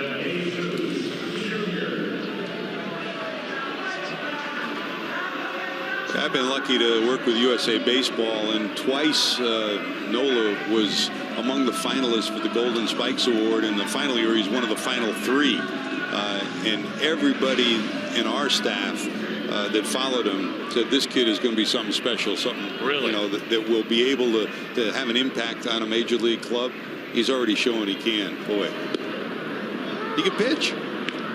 Well, he's got, as I said, a repeatable delivery. He keeps his head still, doesn't overthrow. And, the radar gun only tells a part of the story, and very little of it for Aaron Nola. Well, Chris, I think this is a perfect example of something you talk about frequently. In fact, you touched on it on opening day about how a guy doesn't have to throw 93, 94, 95 miles an hour to be a good major league pitcher. But he does to get signed. And there's the hypocrisy in the whole thing. Sure. I mean, hitters hit what they see. They don't hit the radar gun. Ground ball to second, and Nola will go through 7 innings of 4-hit, 1-run baseball.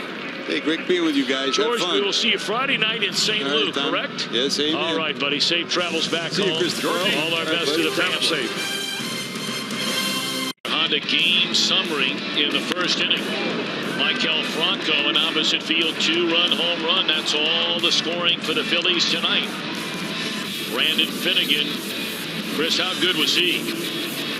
Comes right after you, didn't mess around, was ready to pitch, and was dealing out there. One bad pitch to Franco is the only difference in this ballgame. Reds got their only run against Nola, who's been even better. There came a solo blast by Eugenio Suarez, also in the opening frame. But Nola has not faced more than 4 batters in any inning all night long. So here we are in the 8th. Cotham on for his 2nd inning of work. He allowed 1 hit, a 1-out double, no runs in the 7th. And Ryan Howard, the pinch hitter for Nola, who goes 7 innings of 4-hit, 1-run baseball. He fans 8, does not walk a batter.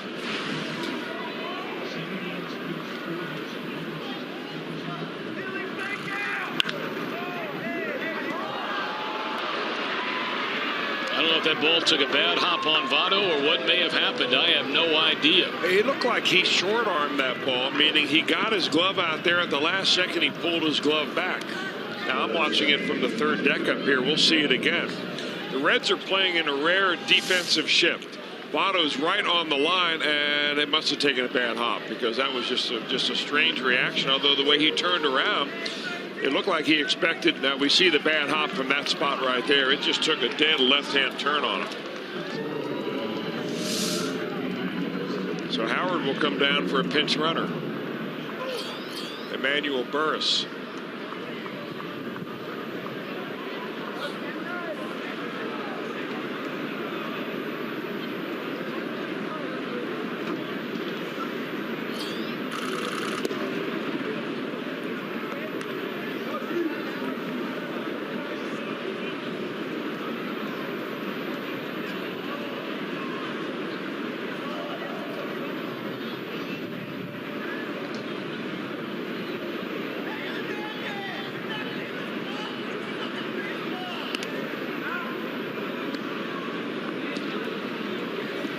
Some may remember Emmanuel Burris. The Reds signed him as a free agent 3 years ago. Was with a team in spring training that year. Did not make the major league club, although he had a very good spring, as I recall. That one bunted. They got a shot. Nope. Cotham doesn't take it. And they get the out at first base. 1 away.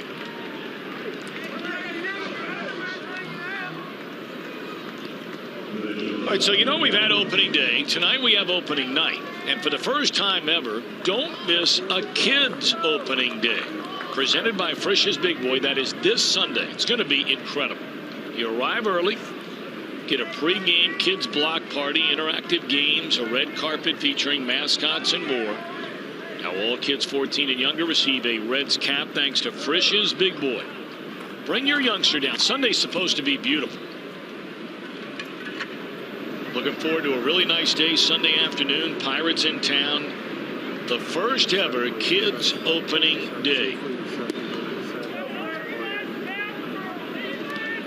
Matter of fact, I can't think of anything the Reds have tried from a marketing standpoint in recent years, like opening night, and I'm sure like this kid's opening day, that hasn't been done almost to perfection from the very beginning. Bounce to the right side, and it's out number 2. On to third goes Burris. One more out to go for Cotham here in the 8th inning with the Reds down 2-1.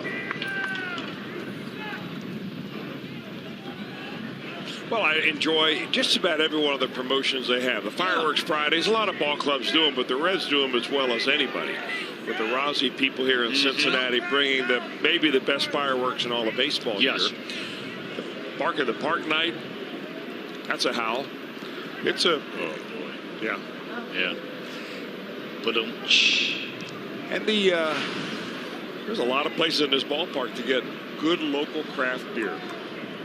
And you know, it's funny you that. say that because I ran into a guy this winter who said he had come to Great American Ballpark with his family for the first time last year. They were from somewhere out west, and they were doing a ballpark kind of tour while they were on vacation. It's the first thing he said. By far the best ballpark he's ever been in for the craft beer. 2 down in the inning. And it's ball 1 to Herrera.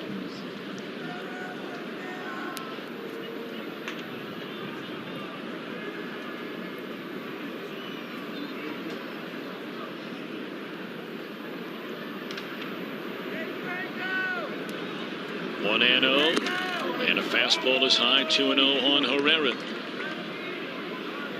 I know that Herrera is a left-handed batter. They do have him hitting third here tonight, but if you're looking for the most dangerous hitter in this Philadelphia batting order, one would probably pick the guy waiting on deck.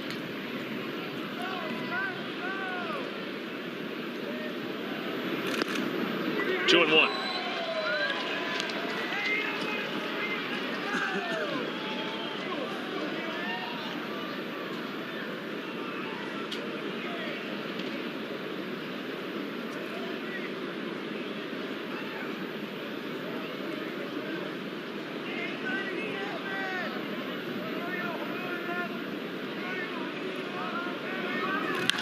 Straight away center field. Hamilton is there, and Cotham 2 excellent innings out of the Reds bullpen.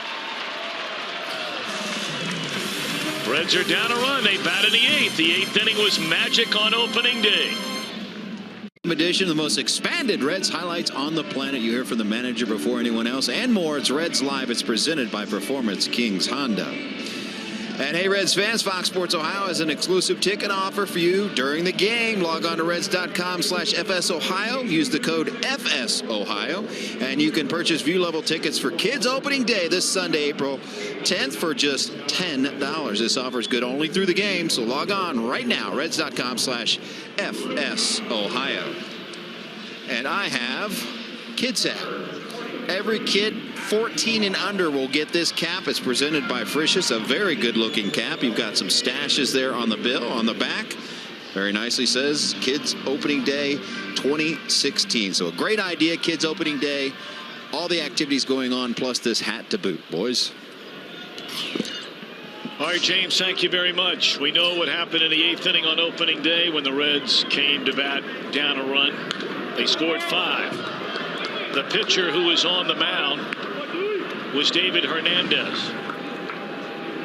Adam Duvall led off that inning.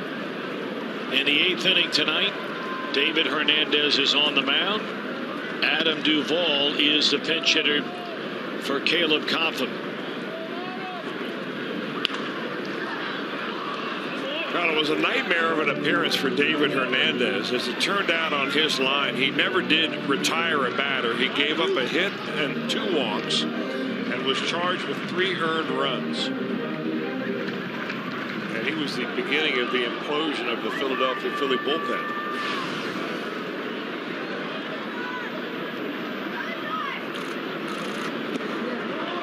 Vaughn swinging is Duvall off the bench. 1 out. Hernandez has been a pretty dependable reliever along the way. Came up with the Baltimore Orioles 2009. Spent a couple of years there. Actually, the first year in the major leagues, he was a starter. In the last 4 seasons with the Arizona Diamondbacks.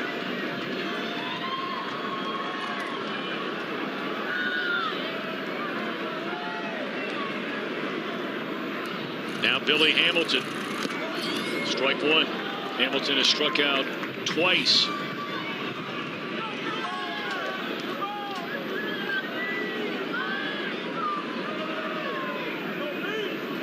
Reds down a run and starting to run out of outs. They have 5 left to go.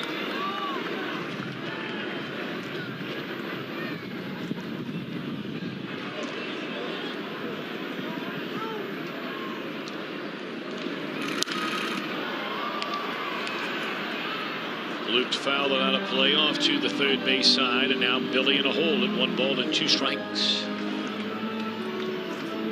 Cozart, the top of the order next. Reds would love to find a way somehow, some way, to get to Suarez and Votto here in this inning.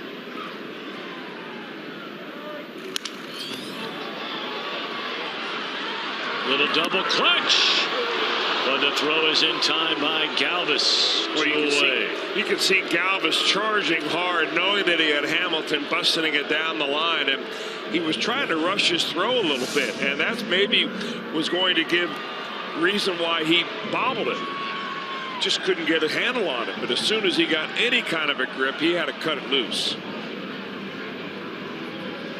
I mean, how many people can make a routine ground ball to shortstop, bang bang at first base every time? And he was playing shallow at short.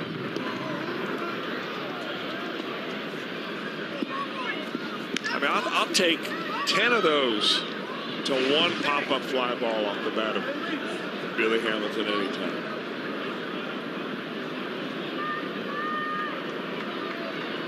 Ball 1 on Cozart. Strike 1 on Cozart. Zach, 1 of 3, singled his last time up to center. He's had some good swings, Cozart, in the first couple of games. First 2 hits he had the other day were to right field. A nice little base hit tonight. Nice smooth swing. His base hit went up the middle in the 6th.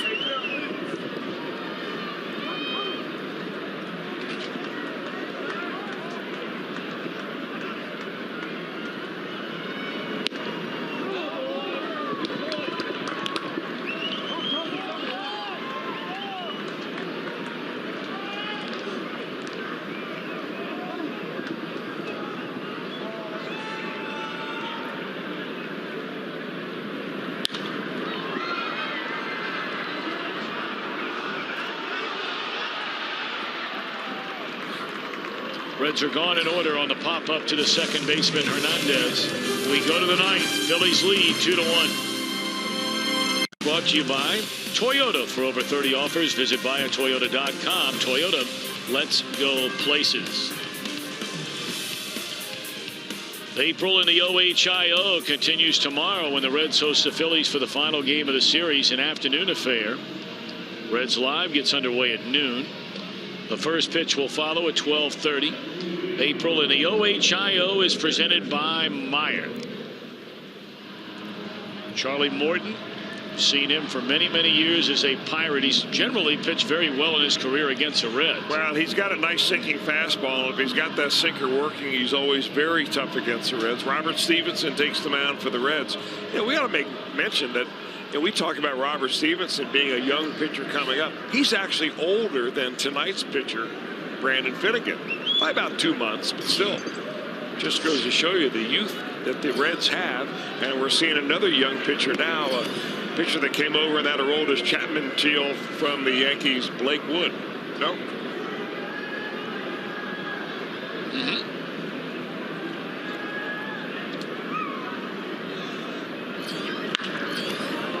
On the ground, gobbled up by De Jesus. Nice positioning. I mean, he only had to make a couple of steps to his right to be able to glove that ball. You know, the Reds made so many different trades. You know, when you go back to Leake and Cueto and Chapman and Frazier that it's hard to get a lot of them all for prospects. Sure. It's hard to keep them all together as to which guy came over for his trade. So we just should say came over last year in a trade. That's right. It's kind of like doing math in public. No, it's nothing like doing math in public. That is straight humiliation for some of us. But you know, Chris, I've always felt like the more and more and the older we get, if you can't laugh at yourself, you're missing a golden opportunity. Might as well join everybody else. That's exactly right.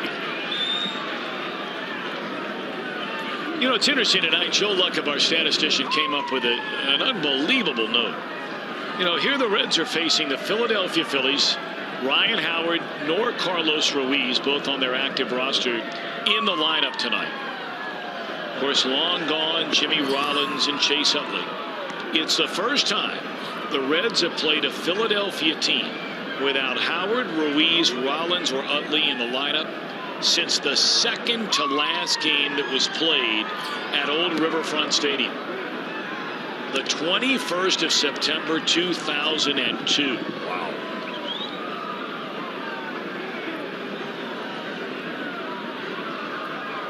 All right, Blake Wood, who really struggled in spring training. 3 balls and 2 strikes. This is a young man at one time highly touted. Fell on tough times due to injury. Pirates gave him a chance in their minor league system a year ago. He led the International League in saves with 29. And he's walked Darren Ruff with 1 out here in the 9th inning.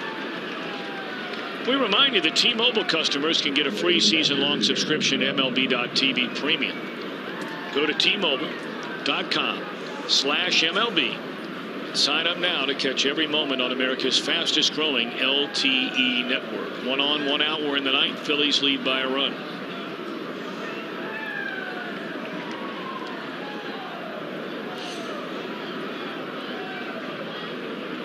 The way Wood pitched in spring training, I think even he would be the first to tell you he was very lucky to make the major league club. And but when it mattered the most, his last 2 outings is when he pitched his best. Well, he's getting an opportunity. No matter how you make the ball club, you've got to take advantage of it. Because going forward, there's going to be a revolving door of pitchers coming up and on this roster and being sent back out. You don't want to be the guy on that train or that bus heading back down to Louisville. He's got plenty of arm. That last fastball, 96.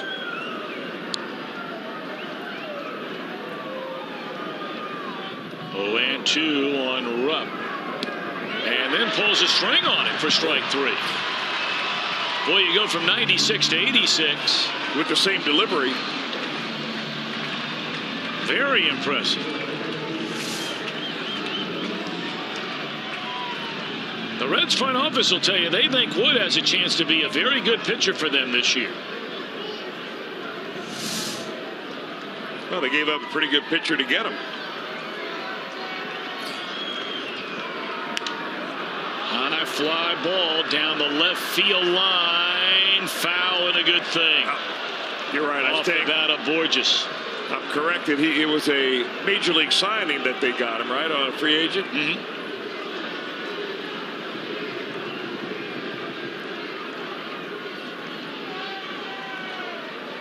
You know, sometimes you get in spring training and those numbers can be so skewed. Those games can get away from you in a hurry. I mean, all of a sudden you look up and you've given up 4 or 5 hits in a row. You walk a couple batters. You can't get it together. And you realize it's really only the month of March. Mm-hmm.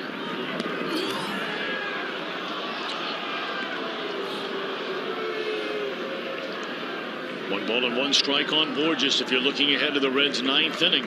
I mean, you couldn't ask for any better. They have Suarez, Votto, and Mesoraco to start it. But Wood trying to get through a scoreless top of the 9th. Bottom fell out of that pitch. Boy, that's a good-looking splitter. You can see him set it when he puts it in his glove, and he kind of straddles the pitching rubber. And it comes out with the same arm action of a fastball. And when you're dialing it up to 96 and 97, you're apt to swing at that pitch. In the dirt, now they have the runner caught. Throw to second, and he is out at second base.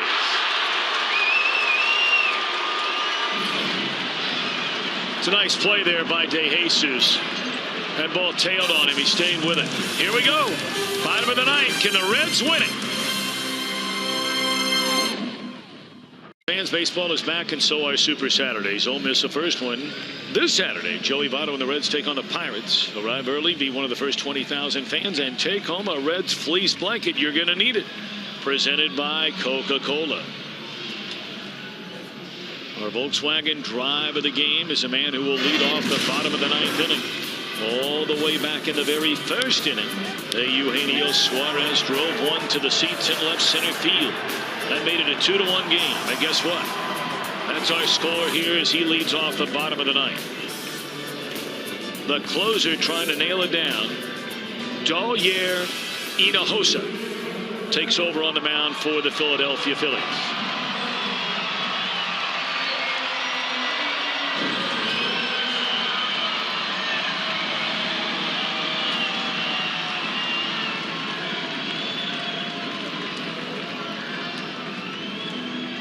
Threw the ball very, very well last year, sharing time Boston and Philadelphia.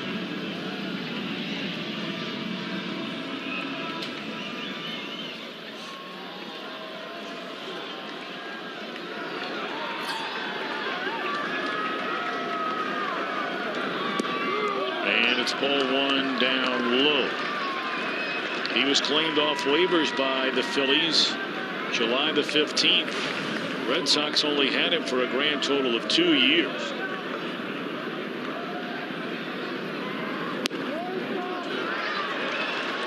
Hails from Cuba. Pitched for Pawtucket in 2014. Pitched in one game with the Red Sox in 15. Before the Phillies claimed him. And there's a base hit into right center field by Suarez to begin the Cincinnati ninth inning. So whatever the shift told the Phillies about Suarez, they may rethink it. I mean, that might have been a base hit no matter where you play your defense.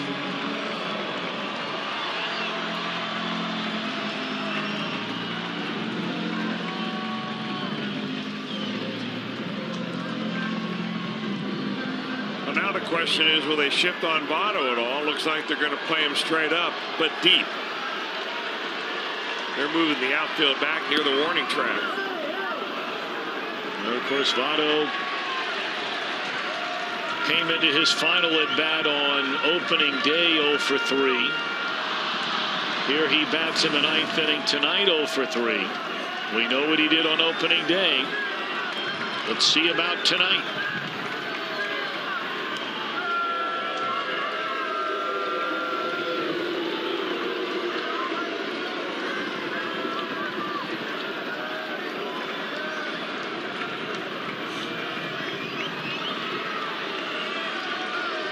Rub threw out nearly 39% of would-be base stealers a season ago. Suarez not a big base stealing kind of a guy.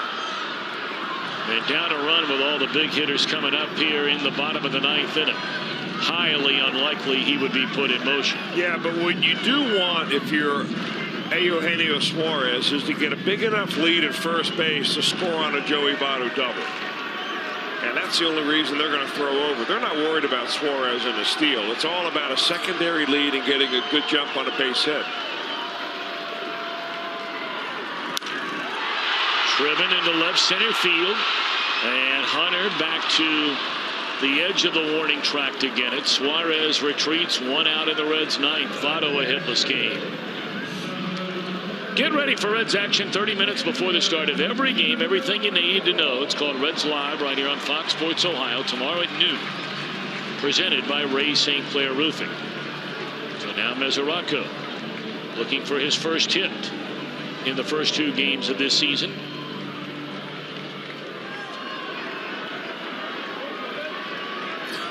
And Hinojosa gets a sign and set to go to Mesoraco. Ball 1.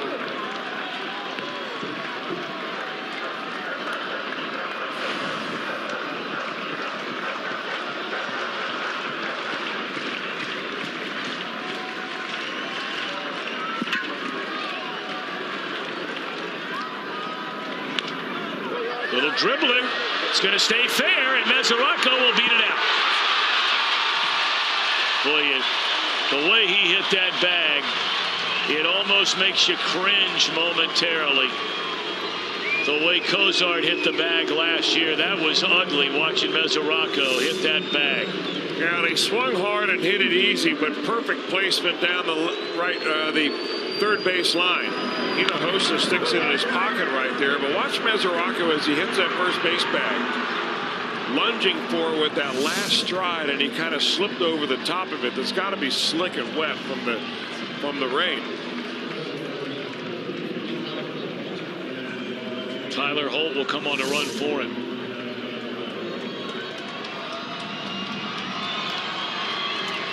Boy, if you're a youngster watching this game at home, it has been proven that if you simply run through the bag at your normal pace without the leap towards the bag at the very end, you get there faster and you don't risk the injury. I mean, all you need to do is look at sprinters in the Olympics. Yeah. What they'll do is stick their chest as far forward as they can, but they're not lunging a stride that's out of the rhythm of their normal stride. All right, now you have a chance. Here's Jay Bruce. Tying run at first base. The winning run for the Reds here in the bottom of the ninth is at first.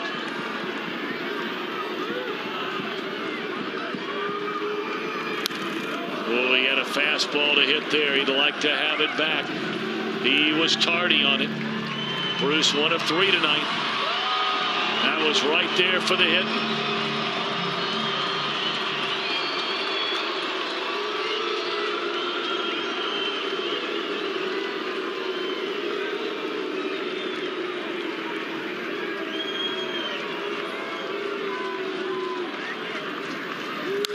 And a base hit into left field. They're going to wait. No, they're going to hold Suarez. They're going to hold him. Billy Hatchet holds up Suarez. And now the tying run is at third. The winning run is at second after the single by Jay Bruce. Really nice bit of hitting by Bruce. He was late on the first fastball. He shortened his swing on that one, just got the bat head going on it. So instead of trying to drive it out of the ballpark, he used that left side of the infield that's wide open for him. You know, Chris, it's interesting. You brought up about a secondary lead. It looked like Suarez had no lead at all there at second base. Well, with the shift that they had on Jay Bruce, they had a player very close to the second base bag holding him close. Here's what I mean right here. You've got that fielder, the shortstop standing right there. So Suarez really couldn't get a big lead out there. And that's why Billy Hatcher at third base had to hold him.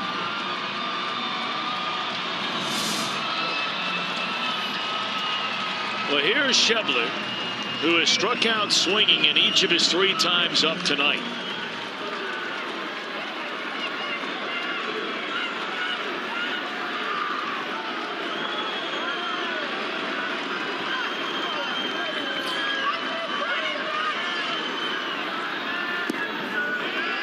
The Reds, if you're thinking about options, Schebler's a guy they believe in. They think he's going to be a good hitter. So they're not going to pinch hit for him here in the 9th inning, despite the fact that he struck out 3 times in the game. It's the second game of the year. They want to watch this young man play and grow. A chance to tie it or win it.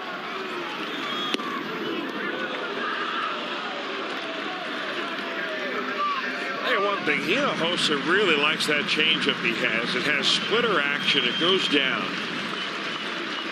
And when I think the whole ballpark thought that Schebler would get a fastball there, he ends up getting a changeup, and the count goes even 1-1.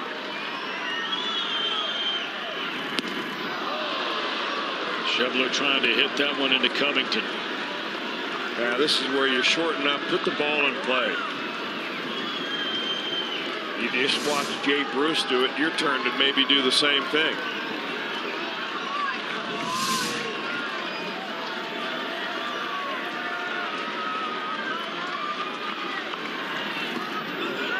In the dirt. Count even at 2 balls and 2 strikes. We are in the bottom of the 9th inning. It's a nice block by Rupp right there. Well, here's the decision pitch. If you're Hinojosa on a 2-2 count, you certainly don't want to go 3-2. Odds really favor the hitter on a 3-2 count rather than a 2-2 count, and Schebler has to know that. Shorten up, getting something to hit, and put the barrel on it. Suarez a tying run at third. Holt the winning run at second. Last to the ninth inning. Fouled out a play off to the third base side. It remains at 2-2.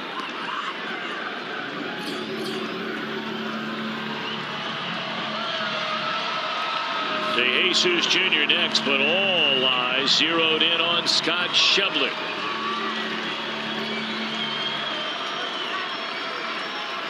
Trying to make a lot of new friends in his new hometown. The 2-2 pitch is on the way.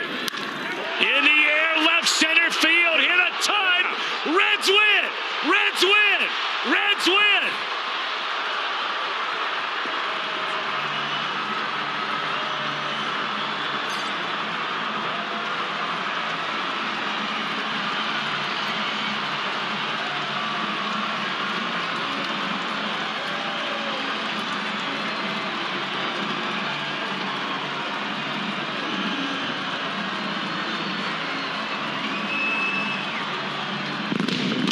It was the 8th inning on opening day. The Reds scored 5 to beat Philadelphia.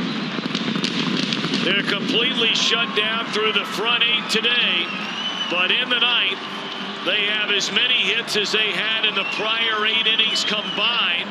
Schebler, the double to left center to drive in 2. The Reds win 3-2, and naturally, this is our Miller time moment brought to you by Miller Lite. How about that, Mr. Welch? What a great moment for Scott Schebler. I mean, hit it and hit it hard.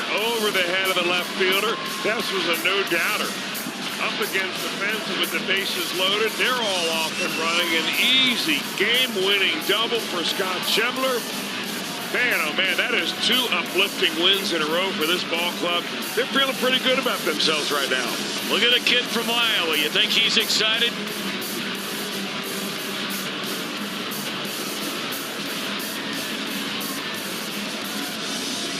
It all started with a Suarez single, and out later that little infield hit by Mesoraco. Jay Bruce, as you pointed out, a great piece of hitting, serving the ball into left, and standing by with a hero is Shep Pecoro. All right, thank you very much, Tom. I'm here with Scott Schebler. I'll tell you what, Jebs, last night, on Monday night, he talked to you about the big hit you got in that game. This is 1,000 times better, isn't it? Absolutely. Man, I struggled the first couple of bats, but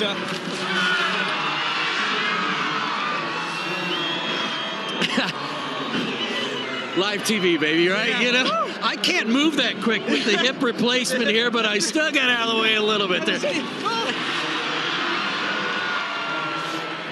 And that one I didn't see coming either. But no, back to this is what makes this game so much fun, doesn't it? Yeah, just horrible 3 at-bats by me, and then to come through like that. Jay was telling me the whole game, hey, it's going to come down to you. It's going to come down to you, and man, it sure did. You know, I talked after Monday night's game about the fight that this team has. Guys like Tyler Holt, yourself, Duvall, Eugenio Suarez, who really have come up big for this team. That's exciting. Yeah, we just got a team that hustles and wants it really bad. So I think that's a good combination to win. You came out of spring training and you kind of proved that you belong with this team, don't you? Yeah, I like to think so, but still a long ways to go. Just happy to get this win. Everybody talked about this team, you know, maybe not being as good, but hey, you guys are 2-0, and that's the bottom line now. Getting out ahead and getting over 500, right? That's all that matters is keep winning. We got to have that winning attitude and just keep scrapping. Keep scrapping. He came with you with that changeup, and Tom Brenneman said everybody was thinking you're going to get a fastball. He throws that changeup to get ahead a little bit. Were you sitting dead red on the fastball? Yeah, because I hadn't hit it the whole night. So I'm guessing they're going to keep coming fastballs. Yeah, and then he threw me a changeup. I don't know if that helped me out by seeing something different besides a fastball, but it all worked out. Well, congratulations on a big night and a big win. I appreciate it. Thank you. Thank you, Scott. Thank you. Well, I tell you what, Tom, that was a heck of a performance, and that's one excited young man. Back upstairs to you guys. Boy, you're not lying. Good for him, Scott Schebler. Welcome to the Cincinnati Reds. A game-winning double as the Reds score 2 in the ninth to win it 3-2 the final. Oh, and it's chilly to get that tonight, man. It's in the summer night around here. You get it twice. Reds Live coming up next.